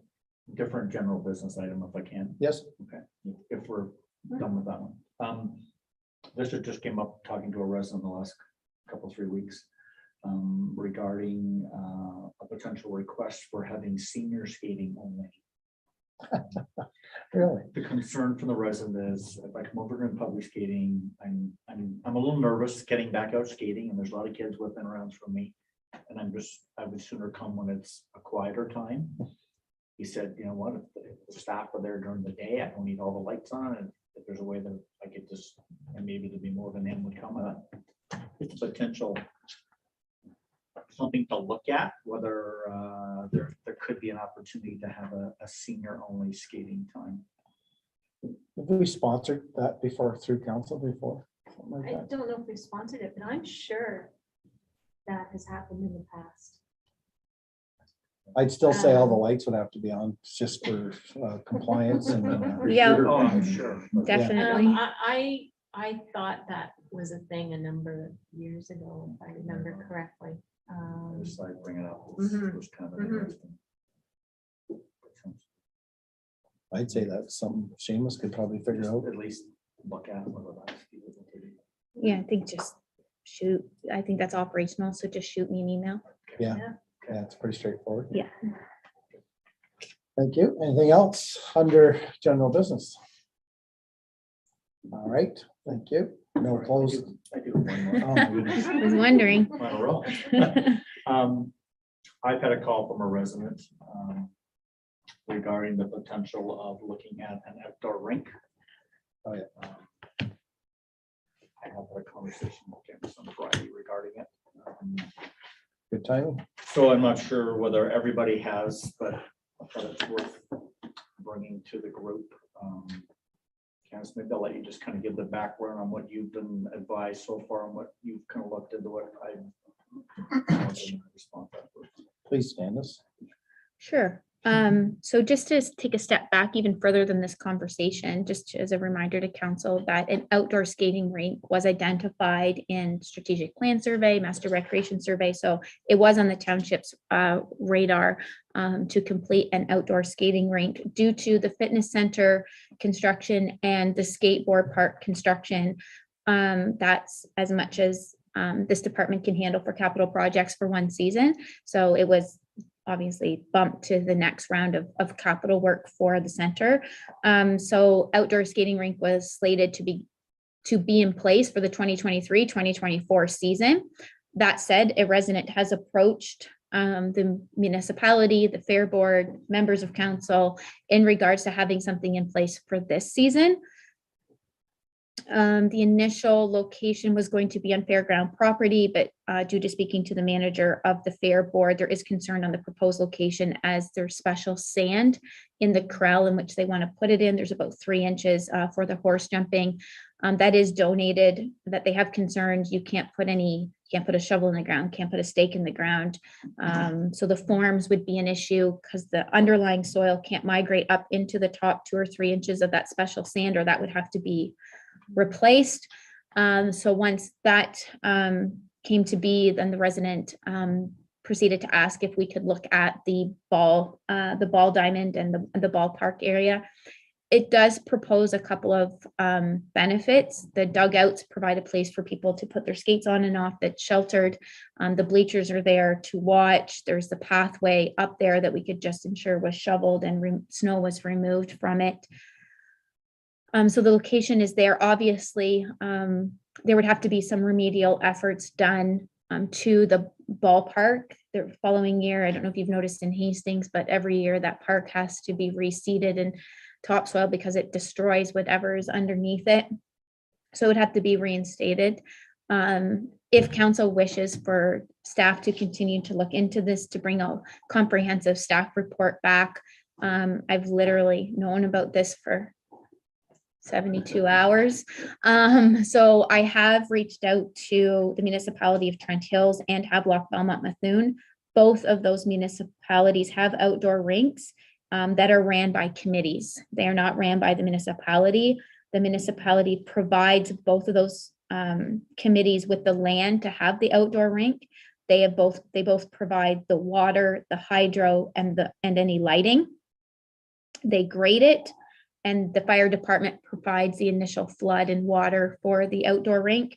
But basically beyond the initial setup, the municipality doesn't have anything to do with it. Hastings leaves shovels there outside. So as members want to come, if it hasn't been shoveled off, they shovel it and away you go. It's a shared space. It's first come, first serve for both municipalities, and both municipalities are indemnified through insurance through the committee themselves for the activity that's on it. So there is a slight difference, as this is not being brought forward by committee. It's being brought forward, it's my understanding, by a resident. I don't believe he's representing any organization, or at least it wasn't presented that way to me. And if he is, then my direction or my advice to council would be that we need to respond and receive something in writing that is representing that organization, what that organization is willing to do for the season. So we know what the ask actually is. So we know what it is we have to provide. So those are the knowns that I was able to pull together in 72 hours. And I will leave it for council to if you ask any questions, I probably don't know the answers, but I can write them down and get back to you. Counselor Archer. As far as the liner goes for that, if we do go ahead with it, I think I can get it pretty cheap first, maybe. Don't even. Okay, When they found out who it was, like today we deal with them for car pulling for our trailers and stuff. And I got a call and I haven't got an answer back yet, so. Counselor Ward. Yes, through you. Candace, I know that it was on the radar to have it perhaps at the location of where the old skateboard park, that pad. So walk us through maybe that proposal as well, like even if it was delayed 1 year, like the option would be to maybe use that pad as a potential site the following year, and whether it would be beneficial if there was damage to, say, the baseball diamond. You know, I'm wondering about, you know, the delay as well. So right. I'm sure you don't have the answers, but that was where my question was coming from. Yes, the plan was to have dual purpose for the existing concrete pad for the skateboard park. The summertime was an all-purpose court where people could play pickleball or tennis and things such as that nature. And then in the winter time, have it lined and protected and it be used as an outdoor ice rink in the winter time. The goal then was to then have it in a place that we didn't have to reinstate like ground every year. But that said, there is some pros and cons to each location that staff haven't fully worked through yet. Obviously, there's hydro over there at the concrete park. There's hydro there to assist with that, but having the bleachers there as a place to take in, I don't know. But yes, the goal was to put it on the concrete pad. That was going to be its permanent location. We'd have to look at pros and cons, and we would know if this does move forward, then a temporary, we would know, you know, kind of what is the impact on that location. Does it work? Doesn't it work? Do we need to move forward with the concrete pad location because we can't get it fixed and up and running in time for minor ball? You know, I don't know what the impact is going to be, and we don't want to be delaying the next season of sport. Maybe there'll be no impact, and that's a ridiculous statement. I have literally no idea, and I don't think we'll know until we live it. Again, it didn't know it was coming, so it kind of came a little bit out of the blue. Feels a little reactive to me, but if it's council's wishes, we can continue the conversation and try to get something in place. But again, is it going to be municipally run or volunteer run? And I think that's the biggest question. I mean, the municipality can get stuff done out of the gate. You know, we can have the fire department flood it. We can make sure that the pathway's there. We already turned the lights on because of the construction here. We have to have the light on up there at the ball diamond for that side entrance anyway. So that would light the location. So there's certain things that the municipality would be providing, but insurance, ongoing operations of shoveling it, dealing with complaints, concerns. Is it a municipal activity, or is the resident going to form a committee and have it be done by volunteers? And I don't think that's been brought forward, at least to me anyway. I don't know that answer. So Yeah, there's still just a few unknowns as to what needs to happen or where we have to go with this. And like you said, it's a liability thing too for us. And does staff actually have time to maintain something like that if it does fall back on our lap? But I do know that talking to that resident that he thought he could get some volunteers to do whatever, but I think if we get it in writing from them, it might even be better. But still open for discussion, council. Councilor Ward. Yes, thank you, through you. I was just wondering, because we have in an upcoming meeting, we're looking at committees and boards. Is there an opportunity to perhaps look at forming a committee to do like an outside activity? I know that the things have already gone out from the township, but is there a chance to look at I don't know, anyways, about forming a committee or a board from the township, or if that's even feasible? it would then be a township activity, fall underneath our insurance. I think they need to put their ask in writing to council. As of right now, they've had conversations with council verbally. They popped into the office and had, a good discussion with me. They've reached out to other community partners. But I don't feel that it should be us delivering the message for decision, whether it's a delegation to come to council and make the ask, whether it's a written ask. I don't feel it's really up to me to try to put all and guess and put all this together. Like there's so many, I quickly put together as much as I could in 72 hours, but I think they need to come or at least write something down and say, this is what I'm proposing for the community. This is what I'd like to see. This is what I'm willing to offer. This is what I put together. This is what I need. It's really, we're not making decisions on anything at this point. Yeah, it's a year early for us in the township. Go ahead. Yeah, Deputy Mayor. no, that would, excuse me, that's my comment as well is, I personally would prefer to see it run by volunteers. I think it works well in Hastings. You sometimes see requests go out online, our shovelers weren't available today, who can come and do it? And it seems to work. The location in Hastings and by there quite often, it looks good and it is well used. But I think, as Candace just stated, we need that in writing and we need a plan from the person and the group. And personally, I would rather see it run by volunteers, especially, see how it goes. And that's just my comment. Councillor Archer.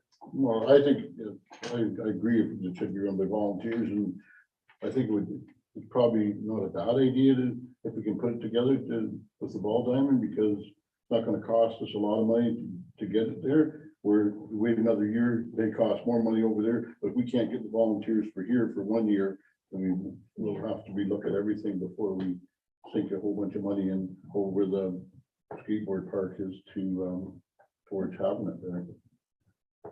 And it might be- But I think it has to be private, like, volunteers have to do it, because And I think it's worth it to do a trial run. If we can get that going this year, we'll see. If not, perhaps a trial run in subsequent years and, nothing's written in stone. We'll see if it works or not. It may work the term for 3 years.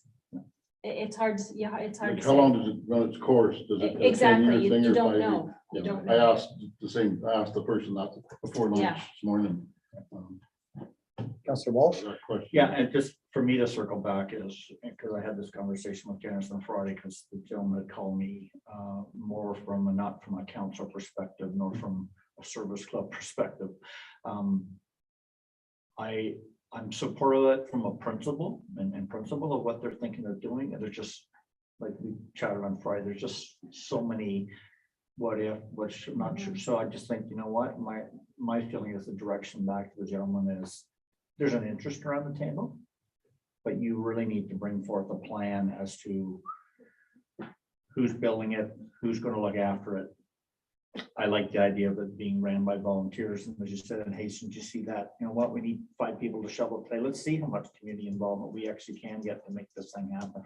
But I think if the expectation is they'll build it, but we maintain it, I think we're gonna have to, I'd struggle with us being able to support that, because I'm not sure whether we could do that. But I just think, you know what, get a bit of a business proposal together, what you want to do, bring us your wish list of what you want this thing to look like, how you're going to run it, how you're going to support it.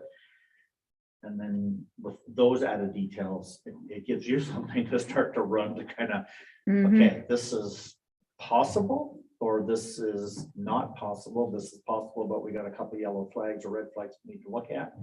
But in principle, I love the idea. It's getting kids outside doing things, but it just, there's just as the old saying goes, the devil's in the details, and we don't really have a lot of those details at this point to be able to make a good decision. Yeah, I agree. The insurance is the big one. And if it's volunteers, they'd have to form a committee and then get insurance and indemnify the township. Because if volunteers are there doing work that aren't appointed by the township and doing work on township property, they're not insured by us. They have to be insured by somebody. So it would have to be a committee formed and their own insurance. If minor hockey takes it on, well, they'll have insurance. They would have to indemnify the township, but they'd have insurance already if they Yeah, that's choose what to I'm take it thinking, on is as an if the organization. group Came from there, maybe it would make sense too. That would be the Or better. another group, like if there's already a group, Yeah, you know, I have no idea. yeah, some service club. It would be or nice for the something. Hockeyville too, to, another big promotional opportunity for Hockeyville. So Yeah, just there's a lot of details. we just don't- The money you put to baseball time, it's a good base too, like I said, Big base. wouldn't have to Yeah. be, if we have to get some more material. every year. I've trucked it for nothing the last few times anyway, so I guess we can do it again, so. From Kitchener. I have that in writing or recording. Yeah. Yeah, when I was approached, I wasn't familiar in how Havelock did all theirs either. I thought. I wasn't either till I reached out. or Yeah. Staff It's reached out. unfortunate. I said a few things that I thought, like I said, in principle, I think it's a great idea. I mean, we went through COVID. We had to shut the arena down and regulate people. And if there was an open space that they could do their thing, if problems do arise back with the health board again, I mean, looks like they're trying to force everyone with masks here down the road. Looks like, sounds to me, but I mean, it's another option to, It Be healthy. also may be a time for seniors to skate at any time. so I think. I like the inside shot. but- I think we need a direction from council then, or a motion that to direct. To have a letter through staff to send out to this individual to have all those particulars put on it, to come back to have a discussion again, basically. Sound about right, clerk? If council would like a motion to direct staff to do something, then Yeah, I think. I'm fine with that. And I have no problem putting that on the floor. I think it at least shows to this particular individual that we talked about. Mhm. There's a level of interest, but there's just a whole pile of details that we, not a whole pile, but there's just a number of things that we need to get flushed out before we could consider moving forward. So I have no problem putting that on the floor as a letter going back saying, you know what, was discussed. And then a level of interest, but lots of questions too. That's a motion, seconded by Deputy Mayor Burt. Any other discussion on that? No. All in favor? That's carried. Okay, last call. Counselor Walsh, is there anything else? Are you sure? Okay, thank you. There's no closed session today. There's no notices of motion. And I'll ask the clerk to read off our bylaws, please. Being a bylaw to authorize execution of a transfer payment agreement between Her Majesty the Queen and Right of Ontario and the Township of Asphodel-Norwood be read a first, second, and third time and numbered bylaw 2022-44. Thank you. Motioned by Deputy Mayor Burt, seconded by Counselor War. All in favor? Thank you. Harry? Yep. Being a bylaw to confirm the proceedings of the regular meeting of the Council of the Township of Asphodel-Norwood held October 18th, 2022, be read a first, second, and third time and numbered bylaw 2022-45. Counselor Archer, seconded by Counselor Walsh. All in favor? That's carried. Thank you. So you see your future meeting schedule ahead of you there. So I'm asking then for a motion to adjourn today's meeting of October 18th. And that the time is 3:08. Thank you. And that we will meet again for a special meeting on October the 19th at 4 p.m. Yes, Deputy Mayor Burt? I will make the motion, but I just have a comment on the future meeting schedule, just Yeah. for the clerk's information. November 2nd, the Peterborough County Council meeting will be held in person at the county chambers, but it will not be recorded. Or if you want to go, they need to be there. Okay. Okay.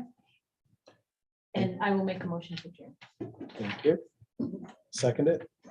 Counselor Archer, all in favor? And that's carried. Thank you very much. That was